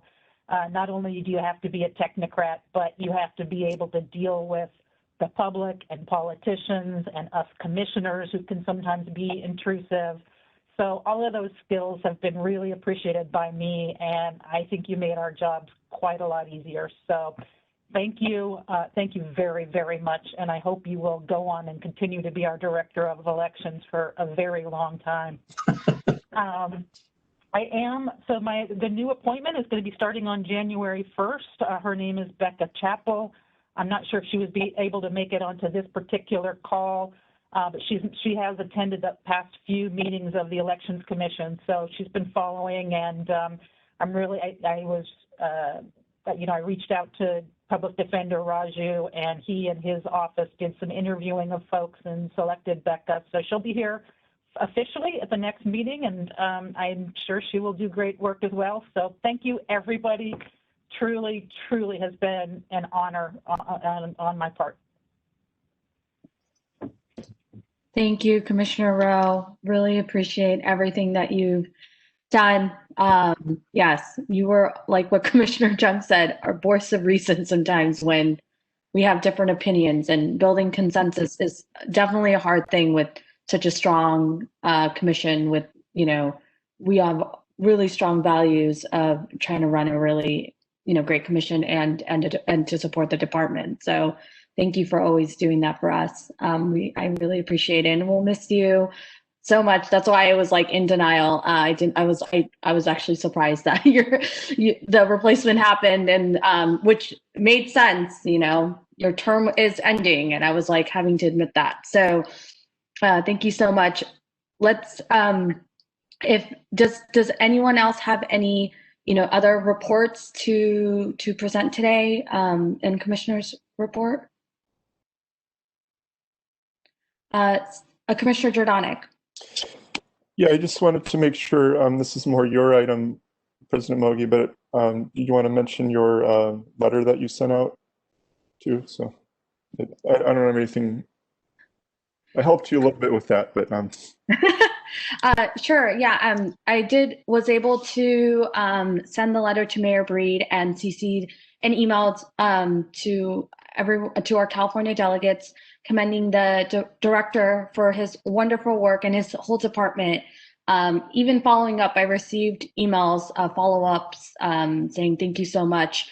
I think Assembly Member Ting's office said he's like, actually, you're right. I didn't receive any complaints this year, and so that just shows just such your ability to do such great work and building some confidence in the public. And I think that's what we're here to do. And so thank you so much. I hope that your team is resting a little bit after such a crazy year. Well deserved, and hopefully you all have a great holiday. And thank you, Commissioner Jordanek, for helping make some edits as well.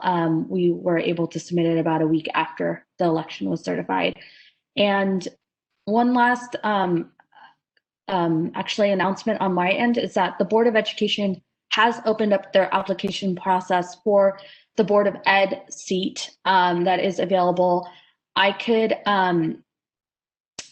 email the commissioners, the contact, the clerk's information, and the president of the Board of Education, who is Commissioner President Mark Sanchez. If you can email them both, if there are anyone interested. The Board of Ed is doing their own recruitment, but I know the commissioners, just because the way our appointments work, it's so complicated. I know sometimes we get the requests or inquiry about how to get it to even apply to be appointed. And so if you have previous contacts, I will forward that information over to everyone here. I think they're going to, it will take a while. The Board of Education has also taken a recess, and so it won't be until the new year. So I think you would have some time to do some outreach yourself if you want them to apply. Of course, the Board of Education will hear it in its own committee, and then the commission itself will vote to appoint somebody. But it's long overdue. When Commissioner Hill resigned is when the pandemic hit. And so I think they also said that last time, from what I heard from the public meeting, is that the last time the Board of Education opened up their application during the summer, there were no applicants. And so, however, they received some inquiries throughout the year. And so the application did open up again. And so I do think that they are hoping to get cast a wide net to be able to appoint a new member. And so I just wanted to make that announcement to this commission. And I will follow up with contact information that people can send in their letter of interest over to the Board of Education.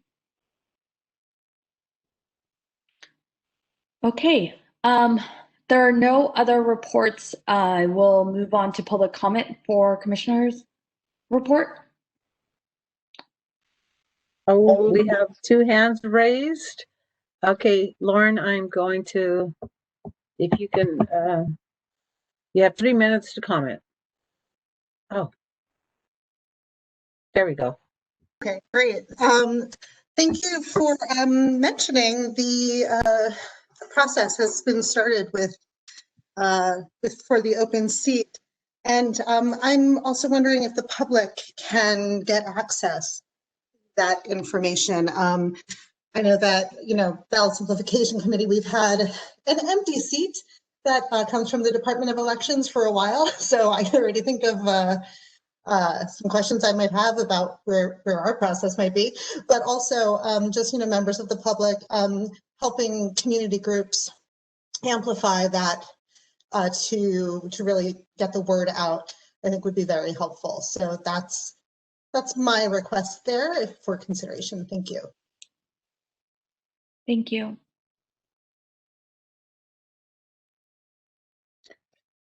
We also have Mr. Pedro Hernandez.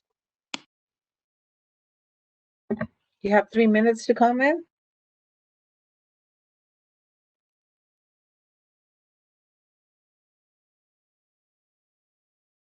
It's unmuted.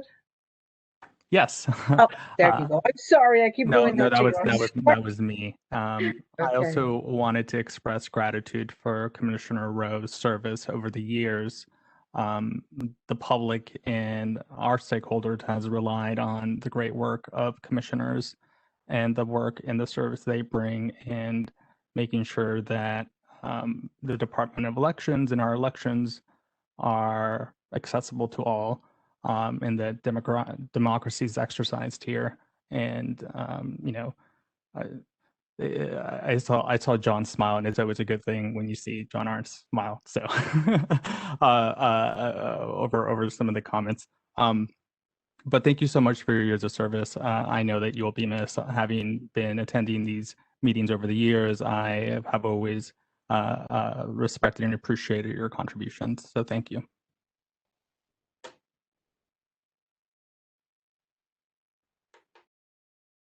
Okay, and we also have Rebecca Chappelle on the line. I'm going to go ahead and unmute you.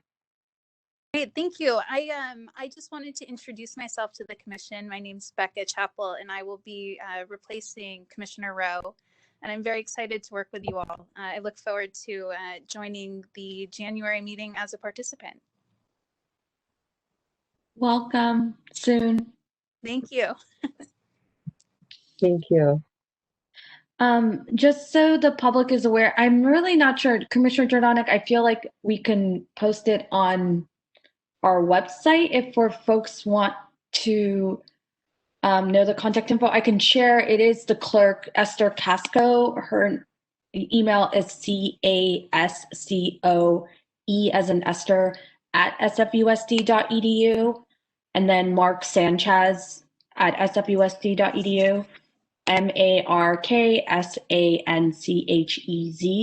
@sfusd.edu. And so we can put it in our minutes. Would you mind helping also like tweet it out through the our networks? I'm really not. I really wouldn't know how else to actually let.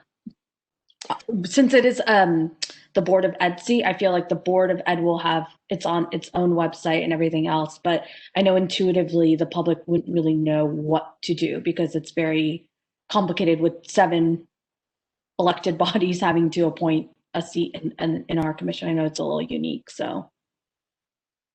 Yeah, we can, we have a space for announcements on our homepage, and then, so we could put the contact information there, and then also Secretary Delgadillo can do a tweet referencing that. Okay, thank you. Okay. Great, thank you so much.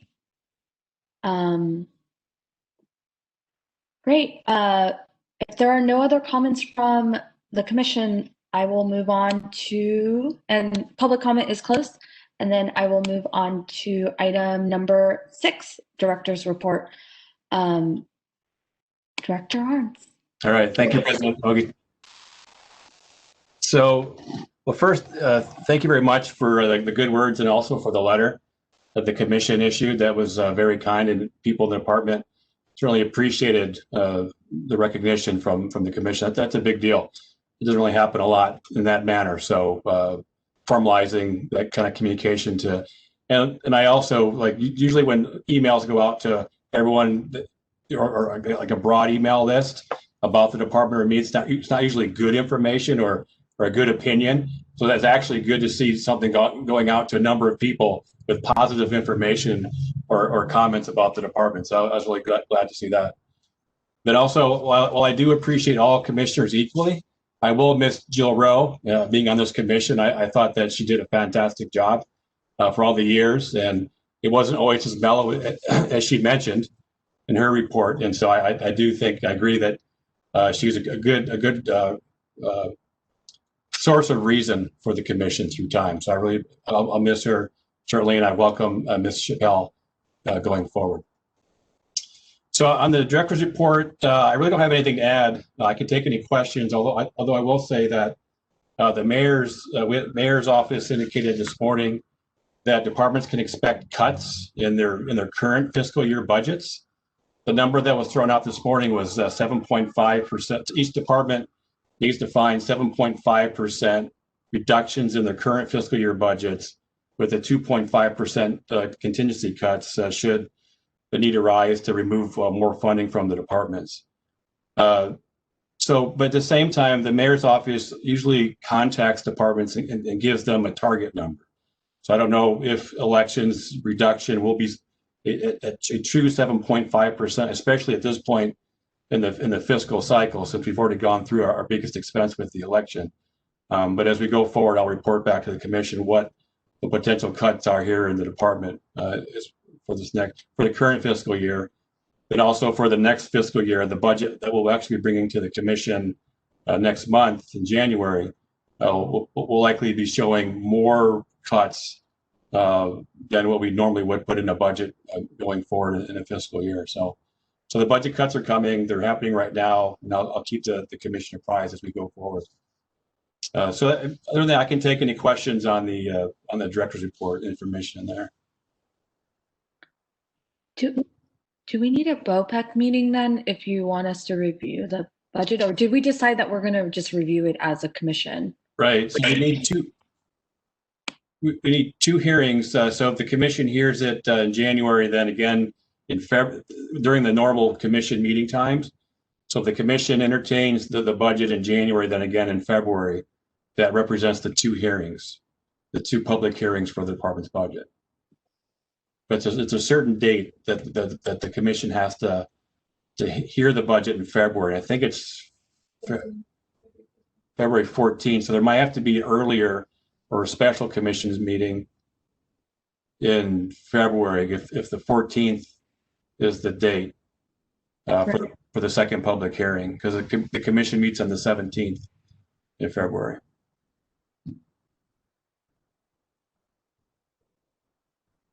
This is Jill. As I recall our discussion about BOPEC, we generally were going to continue using it to discuss the budget for a couple of reasons. One is that is a very detailed document. It takes a little bit more focus and somebody who's willing to dig in. And it also meets that helps meet that two meeting requirement without the full commission having to attend a special meeting. So I would recommend that BOPEC meet to discuss the budget and then present their recommendations to the full commission meeting. Okay. Well, it does seem like we would still have to meet. Unless the commission unless BOPEC meets in January and then we have a regular meeting, then it seems like unless we do it that way, or do we have to have a meeting in February, Director Arns? For BOPEC or the commission? For this budget, like if we do two meetings in January, does that suffice as the two meetings, or do we have to have one meeting in January, one meeting in February? Yeah, the timing doesn't matter as long as there's two public hearings to present the budget for any input prior to the departments submitting the budget to the mayor's office. So if they both happen in January, that would work. However, I mean, if BOPEC, we have to also finish the budget to submit to the commission. We're not done. We're getting instruction now for cuts. So, we may not have, we won't have a budget prepared and submitted by January 6th, which would be the traditional time for BOPEC. Yeah, it is a little bit of a tricky in timing. So I do feel that we may need to have a special, timing wise, are you anticipating the earliest we would actually know the budget timing, or for your budget to be ready to be presented to the public by the 20th, or will you be able to do it sooner? I don't know. We're just not getting instructions from the mayor's office. Right, just today, so. Yeah, literally today. So, I mean, I would think the 20th really is the time frame when we could have something that would be presentable. Earlier than that would be a challenge, but we could try. However you guys want to align it, but the 20th for us for timing probably is better than earlier in January to present the budget publicly.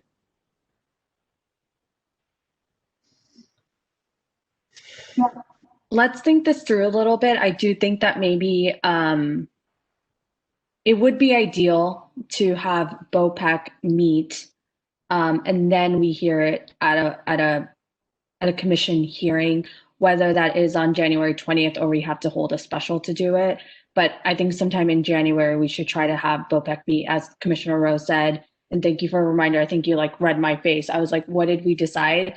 Just because we keep going back and forth. But I do think because the budget is so detailed, I do prefer, you know, a number of commissioners participating and actually taking a deep dive into it and making a recommendation to the commission. So, and also I feel that I do think that Commissioner Rowe is on BOPEC. I guess we would have, it would be ideal for, especially something like a budget, to have a third member there with Commissioner Bernholtz and Commissioner Donaldson. So we should also have that discussion as well today, since we won't see each other until January 20th, technically. So I would like to talk through that. And, you know, if you need feedback from the director in terms of timing, I think this is the right opportunity to do so. Commissioner Jordanek. Yeah, I just had one question for the director. Director Arntz, I know I'm asking you this because this is after you published your report, but I know yesterday the board, they discussed approving the grant from the CTCL. Was there any discussion with the board? I assume they approved that? Yeah, so the board did approve the accept and expend resolution for the grant monies that the department was eligible to receive from the Center for Tech and Civic Life, CTCL, for $846,000. Supervisor Preston did have questions on how these grants from private entities are vetted, since he was concerned that the department, or any department of elections, but specifically one in San Francisco, was receiving not public money but private money for conducting elections. And, you know, was there any a specified use for these monies beyond just general elections costs? So I responded to those questions, and I indicated that the grant monies weren't restricted on their use other than to conduct the election and operationalize the response to the pandemic. But then after that, the board voted and approved the resolution. Was it unanimous then? Yeah. Okay. Okay. Thank you. That's all. Okay. Before we go to the public, I do want some feedback on this budget discussion and thoughts from other commissioners, since it will involve your calendar.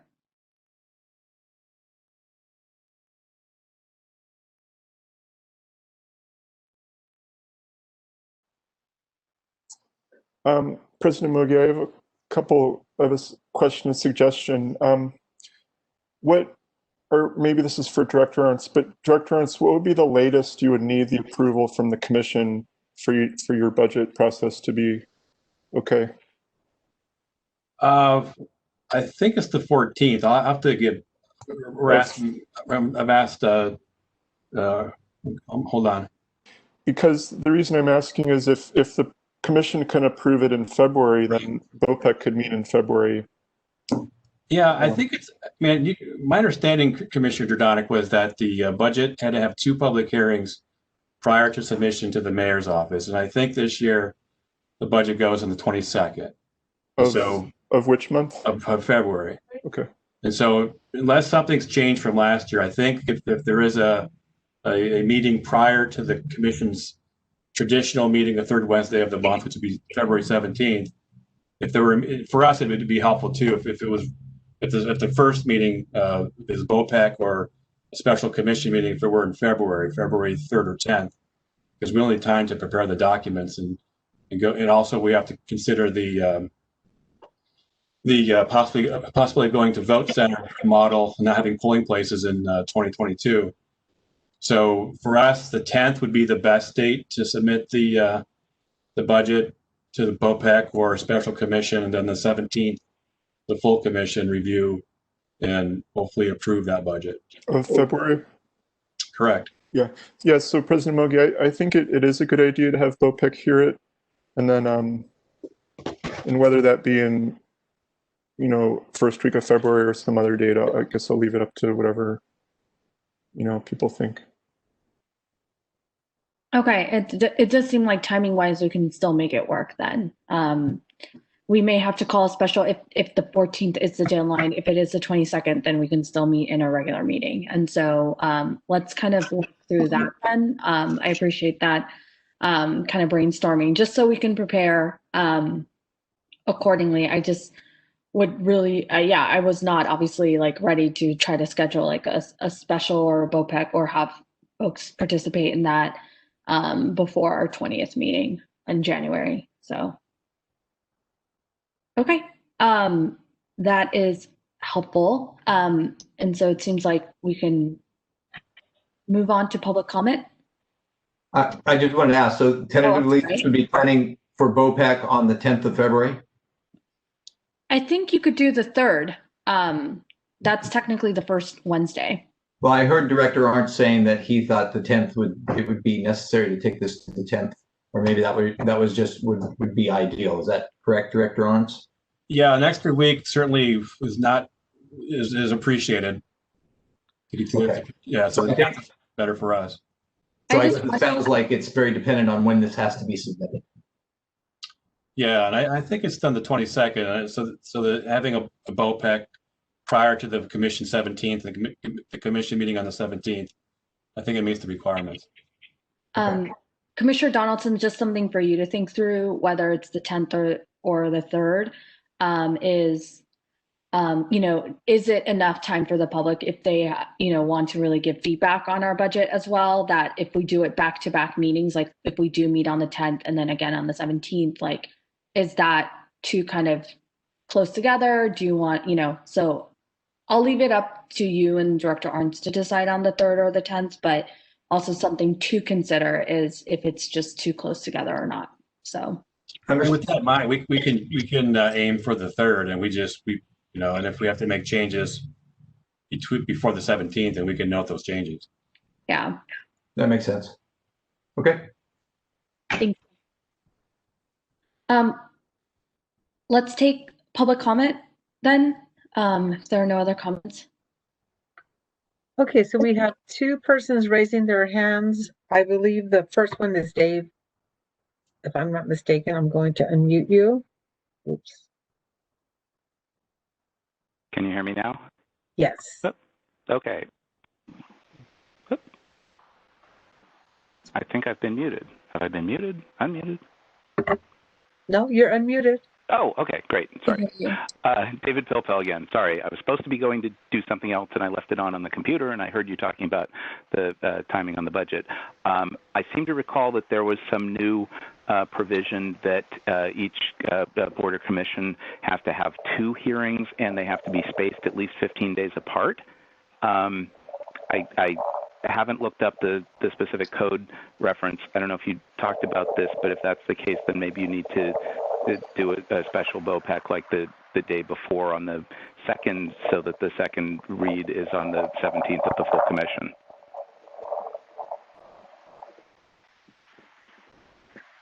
Because I'm presuming that the deadline to submit is probably February 19th, the 20 or the 22nd.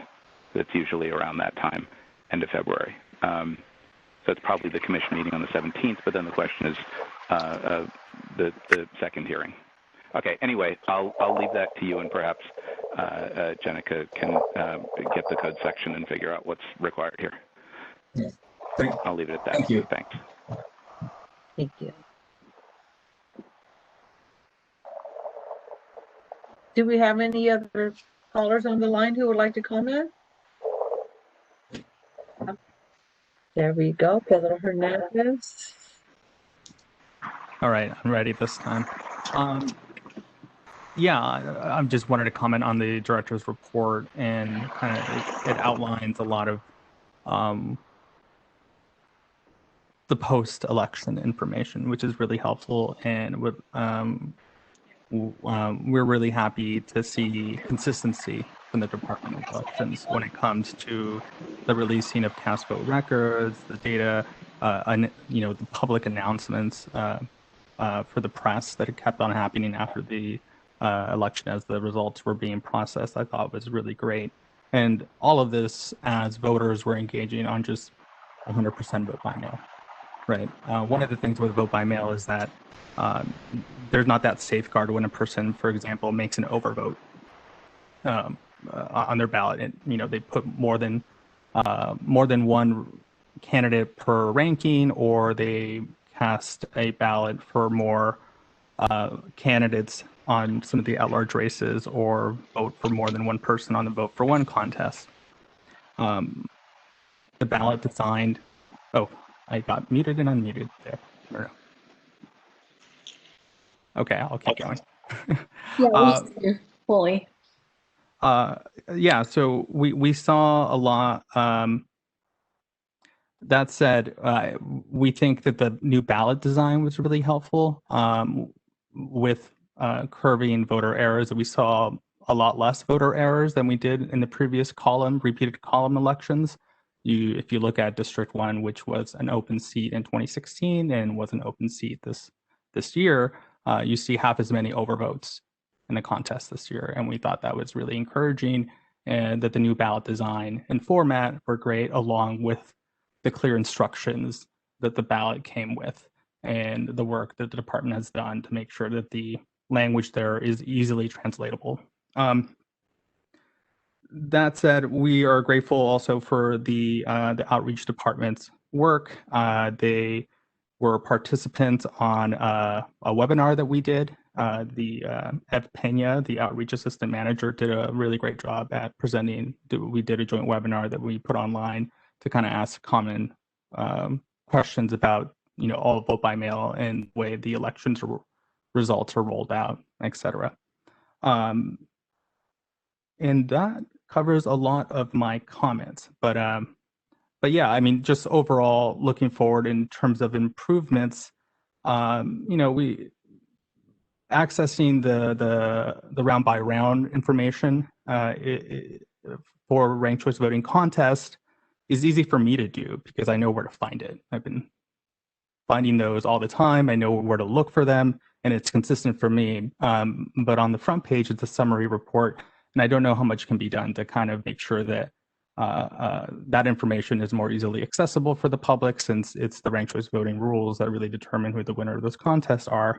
A lot of it might be just technology issues, but if the department and the commission can think about more about how to improve that interface to make it more clear to voters what the status of the race is, that'd be great. But that's it coming out of this election. Thank you so much.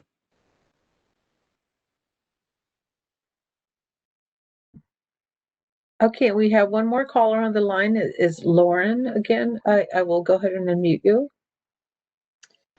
Hi, thank you. Well, thanks for the director's report, Director Arntz. It was very helpful to read. And I'm just wondering if there's an update on when the RFP for the redistricting vendor will be issued. That's all. Thank you. Thank you. Thank you.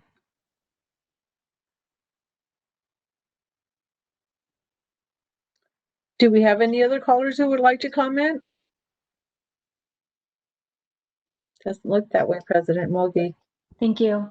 Then public Thank comment is closed. Commissioner Jordanek?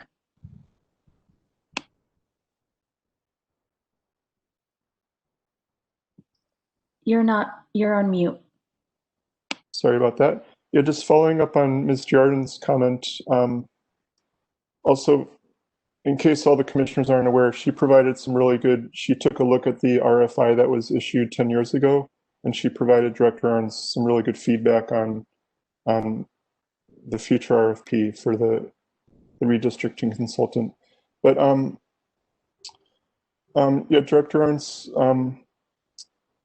I was wondering, is there a way for when the RFP is issued, is there a way that members of the public could be able to find out, like, are you going to send out some kind of announcement or anything, or would they just have to manually check the contracting website each day? Or Yeah, I mean, we could send a press release or in tweet, I guess, too.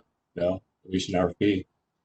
Okay, I think if there's at least one way for people to find out, I think it would be helpful. And then just out of curiosity, how many applicants did you have 10 years ago? Do you remember? Like, was it a few or? It was a few. We had 3 or 4. Then, yeah, it just depends on, yeah, we had 3 or 4. Okay, 3 or 4. Yeah. Yeah, and then maybe also if, and then maybe you could send, I guess I would like an email when that goes out and I can let people know that Sure. do that. Thanks. Yeah, it'd be on our website. We'll put a notice, but we can also find a way to announce it more broadly. Sure. Okay, appreciate it. Thank you. That's all. And then on the question of the budget, it is 15 days between public hearings. So BOPEC would potentially have to meet on February 2nd, not on the 3rd. So BOPEC on the 2nd and the commission on the established time on the 17th of February. I concur with Director Arndt. There was an ordinance passed late last year that articulated the twice look, for lack of a better phrase. Since our chair is here on BOPEC, Commissioner Donaldson, can you note that? Or if you want to meet sooner, I think that's also possible, but of course coordinate with Director Arns if he has the budget ready by then. Okay. We'll have to. I mean, yes, you'll have to, but I don't want us to then schedule it again, like early in January or something, so. Oh, I appreciate it. Yeah. Thank you. Great. Public comment is closed, and then let's move on to item number 7, Racial Equity Action Plan. Discussion and possible action regarding the Office of Racial Equity Action Plan. Before I kind of turn this over to Director Arndt, I did want to note, and I apologize to the public. There is a section, section 7, that has a section for the commission and board as well. It wasn't part of the actual ordinance, is my understanding. Deputy City Attorney, if I misstate myself, please correct me at any time. But my understanding is that it is not part of the ordinance, but it was highly recommended for the commission to, very broadly speaking, for the commission to adopt some policies or resolutions as a commission that has been recommended by the Office of Racial Equity. As you know, commissions are varied.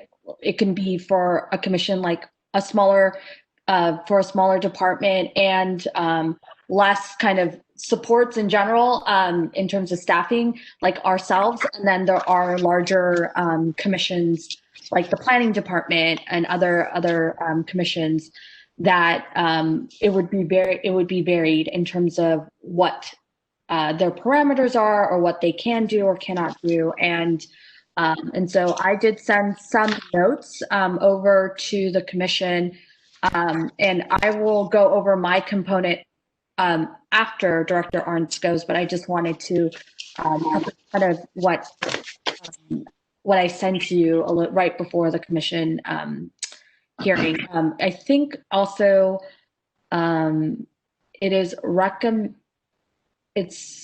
I'm not sure if it's required by the ordinance or there is a requirement that we have to submit, the department and the commission has to submit something, this plan by December 31st. I'm not sure if that was extended or not, and Deputy City Attorney, thank you. I'm going to stop, because I'm going to help you out. So the ordinance requires departments to prepare a racial equity plan, every city department, including the Department of Elections. That plan does need to be submitted to the new Office of Racial Equity by the end of this calendar year, December 31. That plan needs to be presented to the commission, but not voted on or considered, which is what Director Arndt is prepared to do today. That's the legal requirements of the ordinance.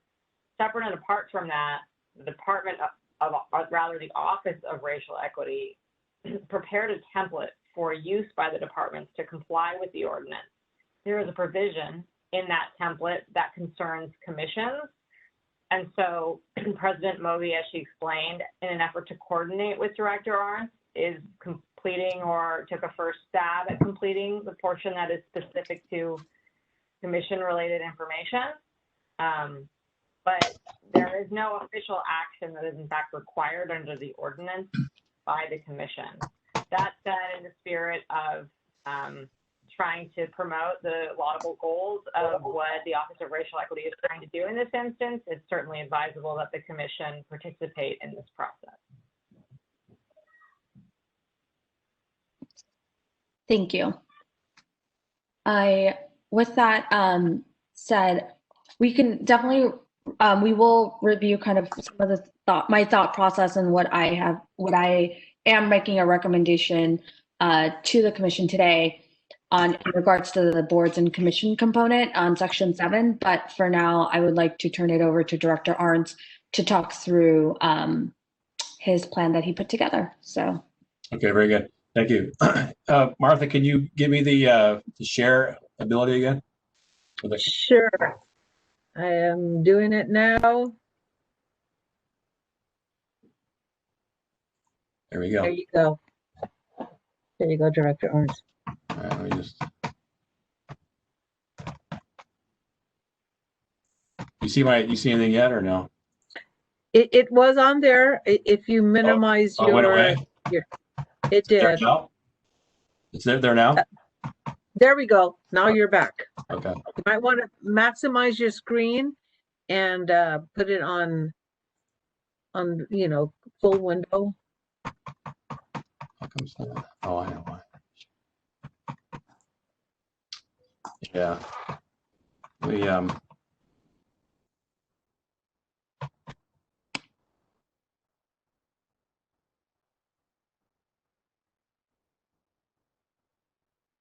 right. So we created a short presentation that gives a good overview, I think, on the department's racial equity plan, and then also some background on the ordinance and what's going on for departments to create these plans, and also for commissions to provide information that departments include in their plans prior to submission. So last year in July, the board passed the ordinance that created the Office of Racial Equity. Then among the Office of Racial Equity's responsibilities is to create a citywide racial equity framework that directs departments to develop and implement mandated racial equity action plans aimed at advancing racial equity in internal and external policies and services. And so what the commission is seeing today is the Department of Elections Racial Equity Action Plan in response to the framework that was given to departments by the Office of Racial Equity. So in June is when the Office of Racial Equity released the equity framework, the information around advancing equity in the city, and also the draft templates that departments would use to indicate and really announce their efforts to advance racial equity in their departments specifically, but generally also within the city. The plans require that departments designate racial equity leads and also form racial equity teams.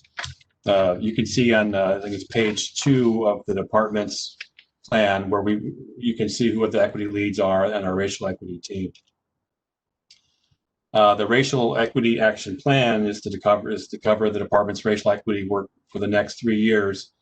And then these plans are starting in 2022 are evaluated annually.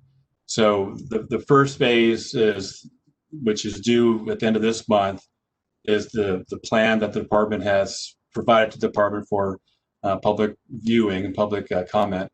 But then, of course, the commission, as President Mogi indicated, must still provide information for the last section, section 7 of the plan, before the department can actually submit the plan to the Office of Racial Equity. So after the department submits the plan at the end of this month, the Office of Racial Equity is working with an outside entity to create a matrix to score every department's plans. And then they expect this to be done by February. Then once the Office of Racial Equity scores the plans, the Office of Racial Equity will communicate the scores and feedback to the departments. And then also, I believe, will post the scores on its website, or will be announced publicly by the city in some way. And then later on in 2021, so this is phase one. So this is the plan that the commission has today is phase one. Then later in 2021, phase two, departments will receive guidance from the Office of Racial Equity on phase two, and I'll get into that a little bit later. But there'll be another plan that the commission will be seeing. It'll be a second part of a bigger plan that all departments must create and then submit, and then also post regarding advancing racial equity. And then starting in March 1st, 2022 is when departments must do an evaluation of their plans, the effectiveness of their plans, and also make public and post how effective those plans were. And then, of course, make any adjustments going forward to support racial equity. So the department's racial equity action plan was developed through collaboration of a lot of people in the department. I was involved, our racial equity leaders were involved, and also our racial equity team. Then again, on page 2, you can see who in the departments who has been designated our racial equity leaders, and also who's on our racial equity team. The equity team is a group comprised of senior management, direct service employees who share decision-making authority and or knowledge and service, human resources, and budget areas, and who've indicated a commitment to advancing racial equity across all levels of the department. And as I've noted, so the development of this plan has been ongoing for several months. The framework arrived to us before the November election. The template arrived before the November election. So we've actually been working and thinking about this plan prior to the election cycle for the November election. And then once we left actually even before we left the November election cycle, we already were working on completing our plan and getting it ready for submission. So one part of this plan one requirement is analysis of full-time and temporary workforce demographic data, which is on page 5 of the plan. Then also we reviewed the information that's out there for best practices for advancing racial equity in the public sector. One source of information, or many sources of information, are from Seattle and Oregon, like the GARE, I think it's how you say it, from Seattle. That it's like sort of like the foundation for a lot of equity advancement work. So we certainly took advantage of the information in that plan to incorporate into our department's plan. And then we also circulated an employee survey on racial equity focused opportunities in the department regarding the department's culture and operations. And then you can see the results of the survey, the responses on pages 6 and 7 of the plan. Then also we're responsive to incorporating data into concrete actions going forward. So the plan is the first step. And then you'll see in the plan there's indication of the amount of time that's required, the type of resources, and also the individuals in the department who've accepted responsibility to be like the carriers of these responsibilities going forward. But again, I mean, certainly I'm involved, I'm responsible, I'm accountable, but the entire department will be involved in this effort to advance racial equity. As I mentioned before, there's 7 parts of the racial equity action plan. The department is responsible for 6 components or 6 elements of the plan. And then the last one, which we have not completed, and I think as President Mogi indicated, the commission today will provide information that we'll actually put in the department's plan, and then the department will submit that information to the Office of Racial Equity.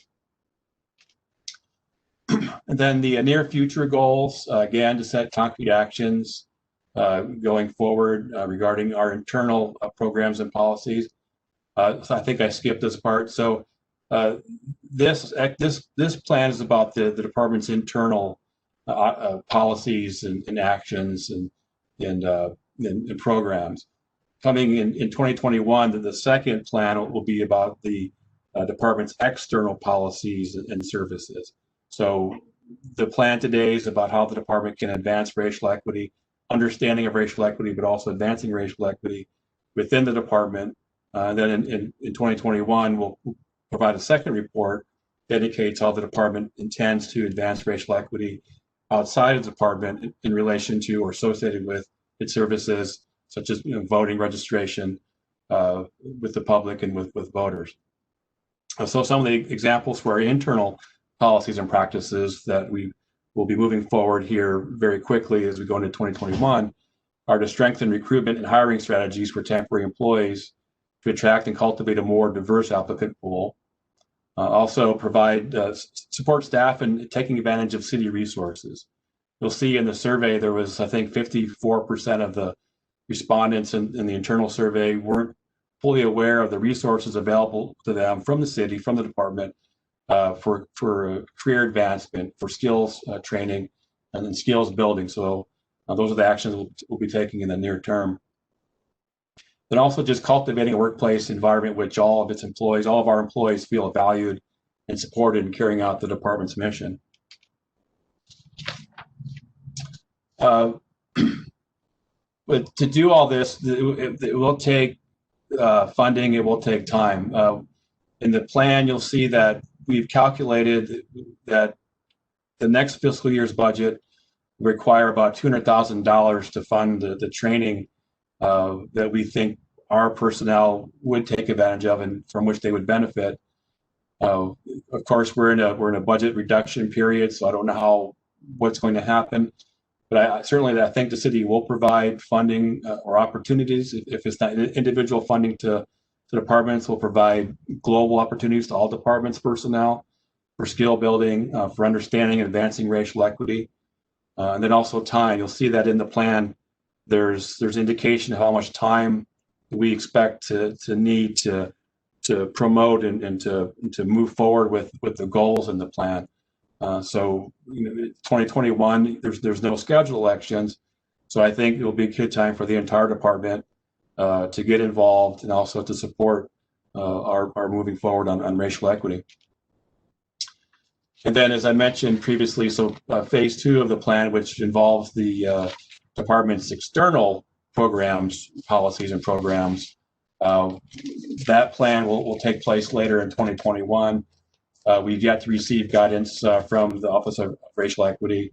I don't know the timing of that guidance, but once we receive that, I assume it'd be after February, after the Office of Racial Equity scores phase 1, I assume that the guidance for phase 2 will arrive. Then we'll put together that plan, then also bring that forward to the commission for a public hearing. And then I think with that, I can just take any questions at this point on our plan. And I'll get out of this if I can.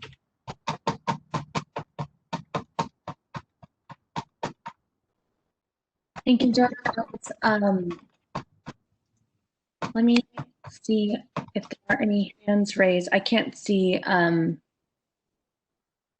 the commission since there is a screen share. So are there any questions by the commission right now? I just have one question. This is Commissioner Drudonic. Director Ernst, does I assume the city just tracks as a matter of course, racial information for all of its employees. Is that right? Yes. However, the employees provide the information or they don't. So it's not always, yes, it happens, but it's not always precisely accurate information that is given. So, but also it's not the city determining demographic information. It's the employees when they are hired. And it's optional, I believe, too, indicating their demographic information. So yeah, but certainly there is a capturing of demographic information at some level. Is that also captured for more temporary workers and also poll workers too? Is it similar? For the temporary as needed personnel, yes, but for poll workers, no, we don't. We have not been trying to capture demographic information in the past. Okay. Yeah, that's all my questions. I do want to appreciate the work you've put into this plan. It's quite substantial amount of work you've put into it, I can see. So thank you. Thank you, yeah. Thank you so much, Director Arndt, for the presentation and background, and also providing us with the plan. Yeah, as always, very detailed, and I really appreciate all your work that you put into it. I had one question. I know that a lot of it was based on kind of like survey input that you received from your team. I'm just curious, what was like the response rate and from your survey? Yeah, we had about 75% of our personnel responded. But then that includes everyone that was in the department at the time. So is the permanent, also some of the temporary folks as well. Great. Thank you. That's really helpful to understand. So it does seem like it is generally like the sentiment, and it really kind of from what I saw, it helped kind of guide you in terms of how you would set certain priorities. And so I really appreciated that. I don't have any questions in regards to your portion. Does anyone else have any questions before we move on to my comments?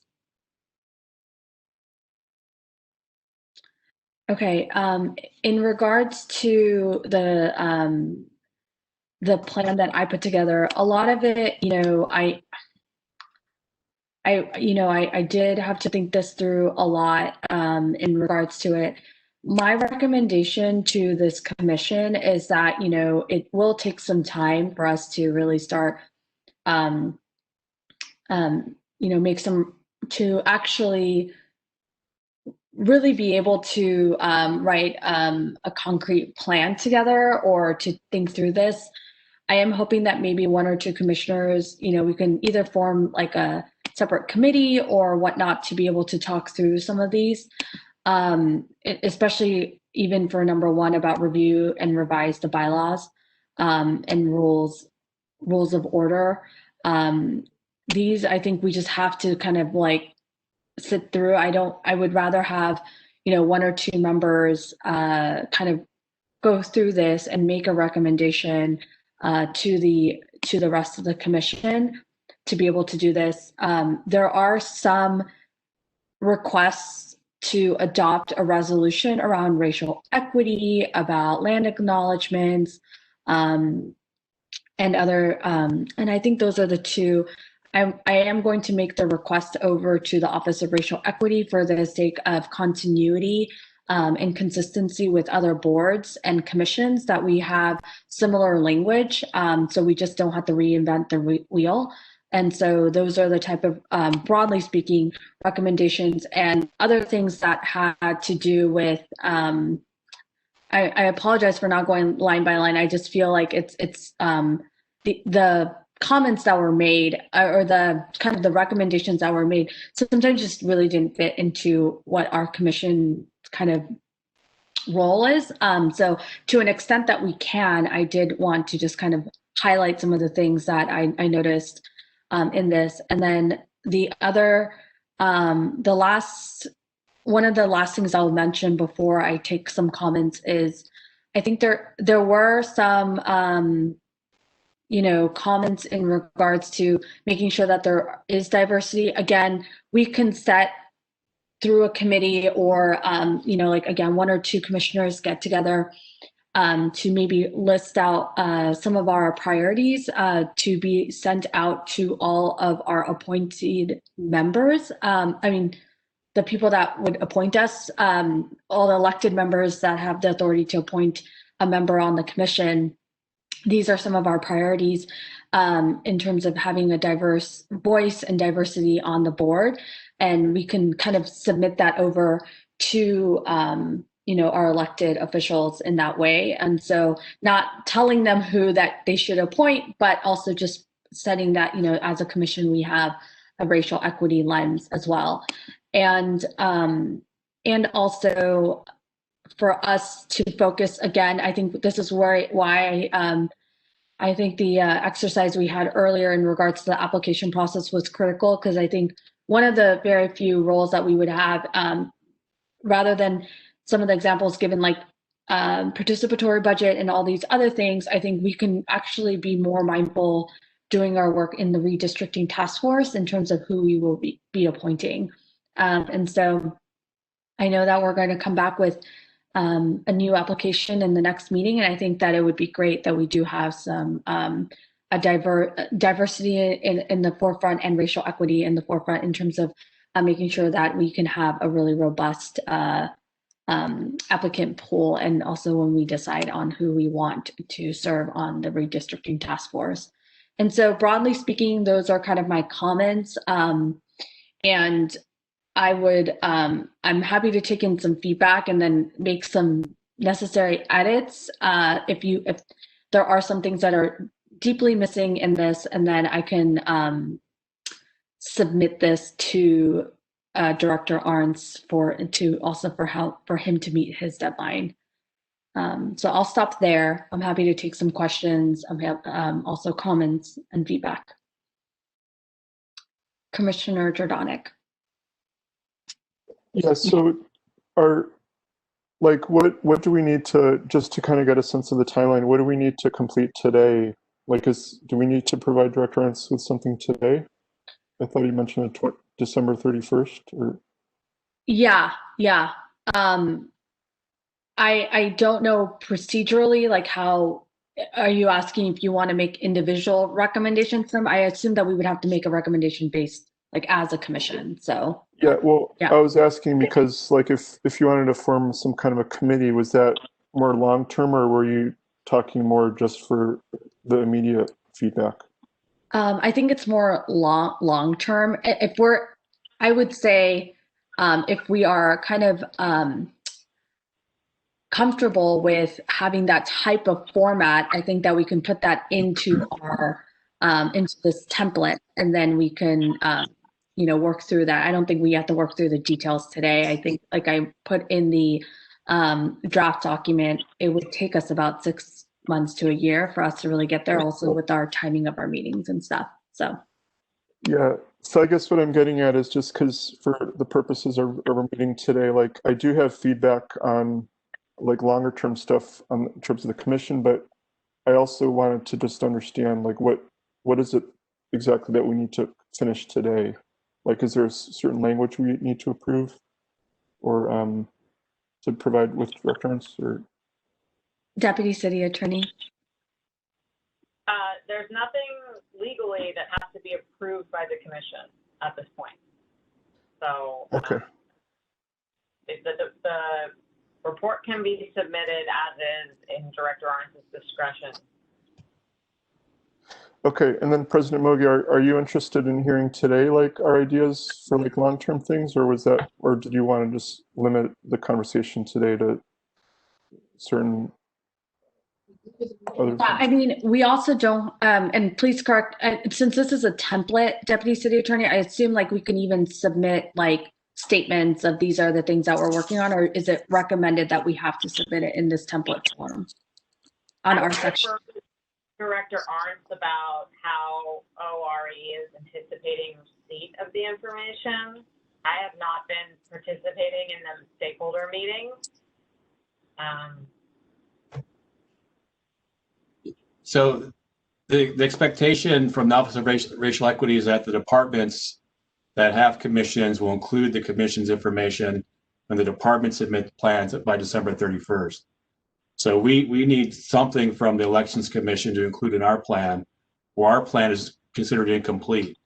We don't, as far as, afterwards, the work that the commission does, we don't have to have that so much tied up and done, but we need to have something from the commission that indicates at some level their commitments to raise the Racial Equity Action Plan. So we can't submit our report until we get something from the commission. So I will make this kind of recommendation to the commission right now, is that I think that I would love to receive some initial feedback. But if things change within this plan, I think we have every authority to add and whatnot. I think that the goal is to be able to, one, for us to start thinking through this. I do not expect the commission to give me like a robust feedback, since I did just send this to you all right before the meeting. And so I just took a stab at it, and then I just want you to all think it through and then provide me with some feedback, later on, or even now. Then I'm happy to incorporate it and send it over to the director after this meeting. Commissioner Rowe. Very impressive on this. I've been reading it during the commission meeting, so I haven't had a chance to focus completely. And Director Arntz, I didn't get a chance to read your part, but I have read section 7.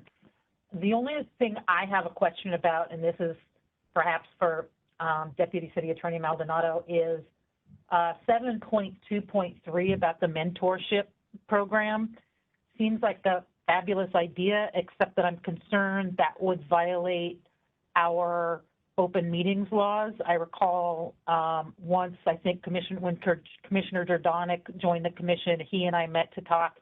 We were told we had to publicly post that we were meeting and invite the public to that.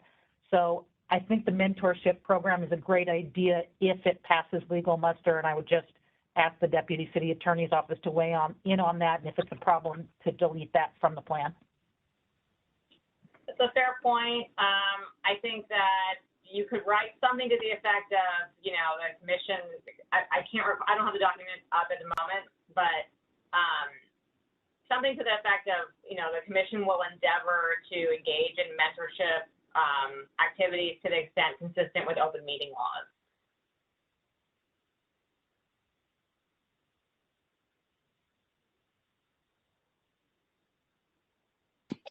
Okay, I can just add that in the end, which I was. Sorry, I was multitasking. So I can definitely do that. Commissioner Other than that, if we need to, I can't quite tell if we need to do a vote. We need to get Director Arndt's feedback before December 31st. So I would certainly be fine with leaving section 7 as is, with the modification that Deputy City Attorney Maldonado just referenced. And if that would help Director Arntz, we can do it today. If others are in accord, we've got a short amount of time. I would recommend that although the ordinance does not require official action, the fact that the commission is seeking to take action by making a recommendation, which I believe is prudent and is a practical right thing to do under the circumstances, that you approve collectively what you are going to provide to Director Arntz, or at least authorize the president to, prepare something and send it to him. Some sort of action and approval in furtherance of supporting the director in his submission.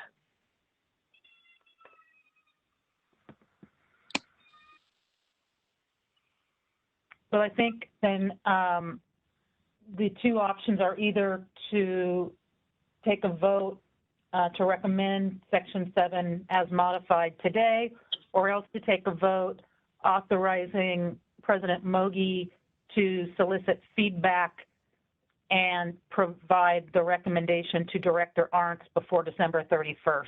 And I'm fine with either one. I would caution that the latter does give me some concerns in terms of out-of-session discussions between the commissioners. I don't think that's prudent. I would advise that the second option be you would just authorize President Mogi to submit it in her discretion, absent feedback. But I don't think that, what I think is that you all probably have enough from your review of the document and the modification that you just flagged that that's probably the most efficient course of action, provided that no one has reservations about doing that.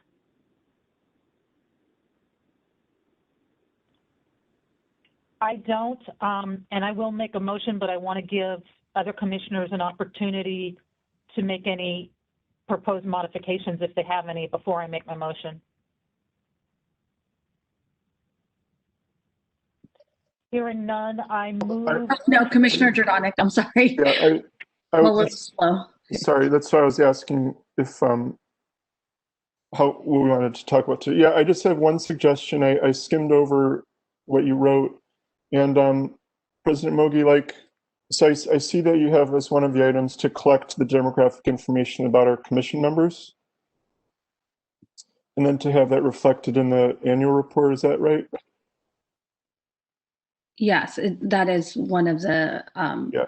recommendations. So Yes. I was thinking it would probably be useful if whenever there's a vacancy, we would forward the that demographic information to the appointing authority, so they would be able to make a better decision. Is that part of what you wrote up? Or? I didn't write that explicitly, but I can definitely add that into the changes. Yeah, and then also I think there might be some deputy city attorney might have some comments about that. So. Yeah, I don't know if we would want to request a disclosure of that sort of information in advance of the decision. The more prudent approach might be for the appointing authority to make their determination absent that direct information, and then if the information wanted to be, if the appointee felt comfortable disclosing that information, then sharing it after the fact. Right. I guess what I meant is providing them with the information that we have, like presuming that we obtain that information after the appointing authority's made the decision. Is that what you're saying? Well, what I was saying is that, like, I think the commission already has a process where we collect the demographic information. I think the secretary asks each commissioner, which demographics they belong to. And what I was suggesting is that just we provide that information to them before they make the appointment. And then one of my recommendation that I did make that wasn't on there, but it is aligned, is that to have a more diverse board or commission, is that we as a commission can set, like, instead of just setting demographics to the appointing body, my recommendation was that we would say that we have an equity, like, these are our priorities to have, however we want to frame it, but to rather just then it is a little bit of a weird procedure to tell an appointing body. And so my thing was, like, we should just remind the appointing body that we have a very much of an equity mindset, and that and have a statement that we submit to each appointing body, because again, like, as vacancies happen, like, just don't see that to be we can be as consistent every time there is a vacancy. And so I would rather us have just a statement or set, something to be sent out to the appointing body rather than us disclosing our demographics. So that was the second part of what I was suggesting. I was you mentioned that earlier in our meeting today, but, like, we have a statement we send to the appointing authority that reminds them of the city's policies in regard to diversity. But I was saying, and then secondly, to, like, in addition, to provide them with our current demographics, so they can. That's all, to, like, supplement that letter with our current demographics. If whatever we have. You're muted, Deputy City Attorney. What I'm trying to flag, and obviously not that effectively, is that obviously the city has its racial equity goals, which are laudable and important and need to be advanced, but at the same time, there are legal requirements related to non-discrimination in governmental decisions. And so we want to be mindful of that if we are asking candidates to provide information on the front end and we're presenting that information to the appointing authority, And then the appointing authority could be potentially accused of making a decision for an improper reason, right? So there can be sensitivities around providing information on the front end, and that you need to make, it's more prudent to make governmental decisions based on holistic review as opposed to on one isolated criteria. Wait, are you saying information about the candidates or information about? Information about the appointee, yeah. So any particular, if a appointing body is considering several candidates for appointment to a position, right? And we said there are 3 candidates and here are their demographics. That could potentially be seen as now I think we might be talking past each other. Yeah, that's not what I meant to say. My suggestions had nothing to do with the candidates. My suggestion was merely that if there's a vacancy that a certain appointing authority is filling, we would send them the statement that President Mogi referenced, and then we would attach to that the current demographics of our commission that we've collected. Okay, that's more clear to me. Thank you for clarifying. Okay, so and that was all my suggestion is. So like we could say we have 4 women and or whatever. Yeah, what I can do is just say that we will be considering these, this is one of the options to send to the appointing body. I think this needs to be discussed more, as I mentioned, and so I can at least say that these are some things that we will be considering and talking through in future commission meetings, if that's all right. That sounds great. Thank you for entertaining that. Appreciate it. If that is it, then I think it was recommended that maybe we do have a motion to, I'll make a motion that we recommend Director Ernst include the draft section 7 with 2 modifications. One is at the end of section 7.2.3, add that it will be done consistent with open meetings laws, and there will be included a notation that we will be considering the best way to advise appointing authorities of our equity goals prior when any openings arise.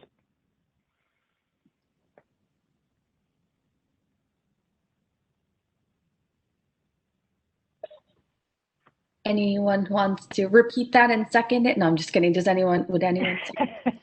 I'm sorry. So would that be to add a new point to this, Commissioner Rowe, 7.2.4, I guess?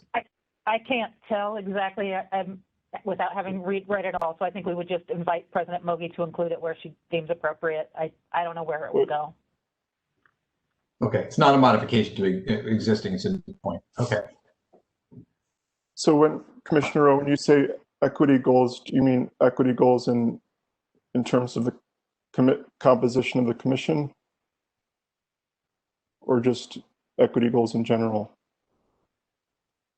I think we can leave it at equity goals, and then you guys can discuss that in later meetings. Okay. I'll second. Commissioner Donaldson. Thank you. Thank you, Commissioner Donaldson. At this time, let's take public comments on this item, and then we can take a roll call vote.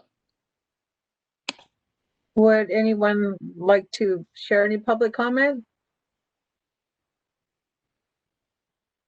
I don't see any hands raised, President Mogi. Okay, then public comment is closed. Will you please take roll call vote, please? Sure. President Mogi, how do you vote? Yes. Vice President Bernholz? Yes. I'm sorry, Commissioner Jordanic? Yes. Commissioner Rowe? Yes. Commissioner Donaldson, Yes. and Commissioner Jung.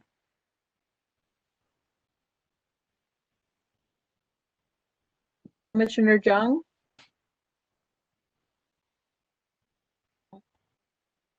We can't hear you. Try it now, please. Oh, thank you. Okay, so we have 6 yeas, 0 nays, 0 abstain. The motion passes and carries. Thank you. Thank you. Thank you, everyone. And thank you, Director Arns, for preparing this. I will submit something to you after this meeting with the proper edits.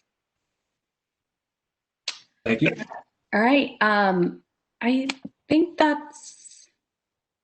we will move on. Oh, I'm sorry. I'm going to have to move the agenda a little bit. I'm going to talk about the agenda items for future meetings first. Is that all right with the commission? And then we can go into closed session. If that's all right, then I would want to take the agenda items for future meetings. I think we will be, I don't think the budget will be a discussion item for next one, but Commissioner Donaldson, we will be reviewing the redistricting task force application next meeting. If there are other items that you would like to discuss right now, for me to agenda is not just, it doesn't have to be for the next meeting, but for future meetings, I'd be happy to take them right now. Commissioner Jordanek? Yes, so there were two suggestions I had. One was we still need to like formally review the election, right? Yes. And so that could be done in January, I guess. And then the second thing was you referenced this in the racial equity verbiage but I thought and for commissioners that might not be aware, the Board of Supervisors recently passed an acknowledgement text that they read before each meeting to acknowledge the Ohlone community that used to live on this land. So I thought maybe that's something that we could kind of discuss, separate from the racial equity plan, just because it's a self-contained item. So maybe consider, reading a similar text before each meeting. And it could be even the same text that the Board of Supervisors reads. So, and those are the two items. Okay, thank you. We will. Okay. Commissioner Rowe. I can't remember whether we normally do it in December or January, but the appointment of officers is coming up, I think. Election of officers. Yeah, the election on the Elections Commission. Yes. Yeah.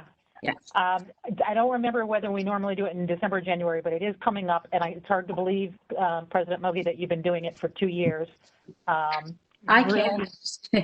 I know, right? Probably feels longer. You've done a really nice job, and I would just say that should go on the next meeting, and I would really encourage Commissioner Bernholz to consider serving as president. I think she'd make a great president, and I think it's time to give Commissioner Mogi a little break from that. So just my 2 cents. Thank you. Yeah, we will definitely put that on the agenda. And I know we have we won't have an election, but we have a big task at hand, which is the redistricting task force. So yes, I would also encourage and support if Vice President Bernholz can take on that role, but we can discuss that more in depth at the January meeting. We usually do the appointments in January. So great, thank you. Let's take public comments on this item, and then are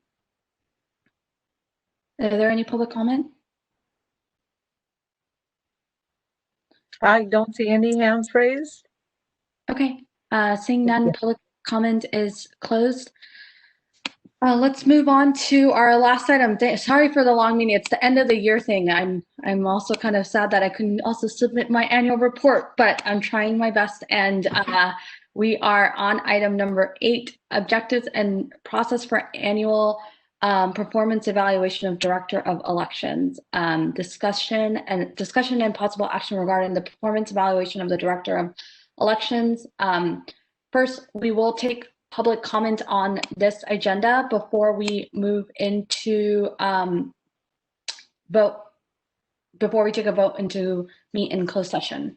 Don't we need a motion on going into closed session? Oh, should we do that first? Or take public comment? Take public comment first? You take public comment first. This is all very specifically outlined in the agenda. Yeah, so I'm following the. Sorry. Yeah, Sorry. so we'll take public comment on this. Are there any public comments on this item? Seeing none? I don't see any hands raised. No. Okay, public comment is closed, and then yes, now we will vote on whether to meet in closed session. I think we will need to because we will be actually reviewing the evaluation. Yeah. So you need a motion from someone. Move to closed session or to go into closed session. Thank you. Is there a second? I second. Oh, Commissioner Bernholz can go ahead. Commissioner Verholtz, thank you. So, and then we do take a vote on it. Yes. So roll call, please. Okay. President Mogi, Yes. Vice President Bernholz, Yes. Commissioner Donaldson, Yes. Commissioner Jordanic, Yes. Commissioner Jung, Commissioner Rowe, Yes. okay. With 6 yeas and 0 nays and 0 abstain, the motion carries and passes. Thank you. Thank you. So it is now 5:57 p.m. We will go into closed session, but before we do, Director Arntz, I'm so sorry. Do you think that I don't think we will need, we will. Okay, let's just go into closed session and then we can talk about it. So we will now move into closed session. We are back in open session. Did we do number D, letter D? Yeah, I think we might have skipped a process. Letter.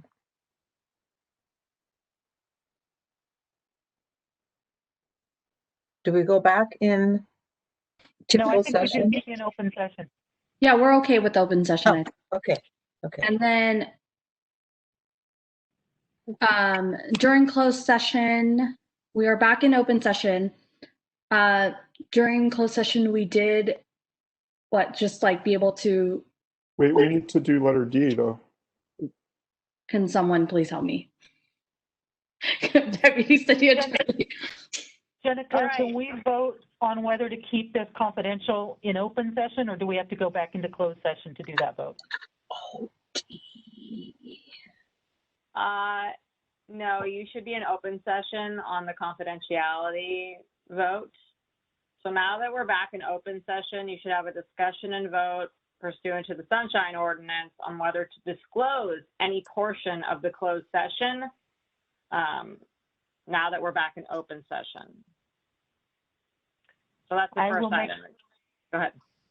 I'll make a motion that we disclose the action that we took, but no other portion of closed session. And I might also articulate not disclose any. I might rephrase that motion just to indicate that everything else that was discussed was confidential to the extent it concerned issues of employee privacy. Can you tell me how that motion should sound, Deputy City Attorney Maldonado? I would just say other than reporting the intended administrative action that the commission agreed to take with respect to Director Arntz's review, I move to maintain the remainder of the closed session as confidential, given the employee privacy concerns. It's a mouthful. I make that motion. Excellent. That's great. It's late. I get long-winded when it's late. Jill, I'm not quite sure I got all that. Can you repeat what that was? I'll second. Whatever that was, I'll second. Thank you, Commissioner Jung. Can we take roll call, please? Sure. So President Mogi, Yes. Vice President Bernholz, Yes. Commissioner Rowe, Yes. Commissioner Jung, Yes. Commissioner Jordanic, Yes. and Commissioner Donaldson. Yes. Okay. I'm sorry. I assume we don't have any public. We should check that because if we did, they were entitled to make public comment. Well, actually, I don't know if they were. I'm reading back to our script here. We did reopen a little bit early, but it's not a problem, right? It's better to be open than closed, so it's fine. But that item typically, that discussion would happen in closed, so I don't actually think public comment on that aspect is needed. Talking about subsection D under item 8. As you'll notice, if you go down to E, it says if closed session is held, you reconvene an open session at that point. So, do we have any public at this time, Martha? I don't see anyone's hands raised. Okay, so with 6 yeas, 0 nays, 0 abstains, the motion carries and passes unanimously. Thank you. And just so the public knows, all items that were discussed were confidential, except for the fact that I will be submitting the evaluation to the director. Been directed to submit the evaluation to the director, and so I'm just reporting back to the public what the action that was taken. With that said, I think there's no other items on the agenda, and so unless Deputy City Attorney, I missed anything, I will adjourn this meeting. no, President Murphy. Okay. Thank you. So I will adjourn this meeting at 7 p.m. Thank you, everyone. Have a wonderful and safe holiday. Thank you, Commissioner Rowe, again and again. And yes, thank you, everyone. Thank you, Jill. Thanks. Happy holidays, Thanks, everybody. everyone. Thanks, Commissioner Rowe. Hi, everyone. Happy holidays, everyone. Happy holidays. Good night. Bye.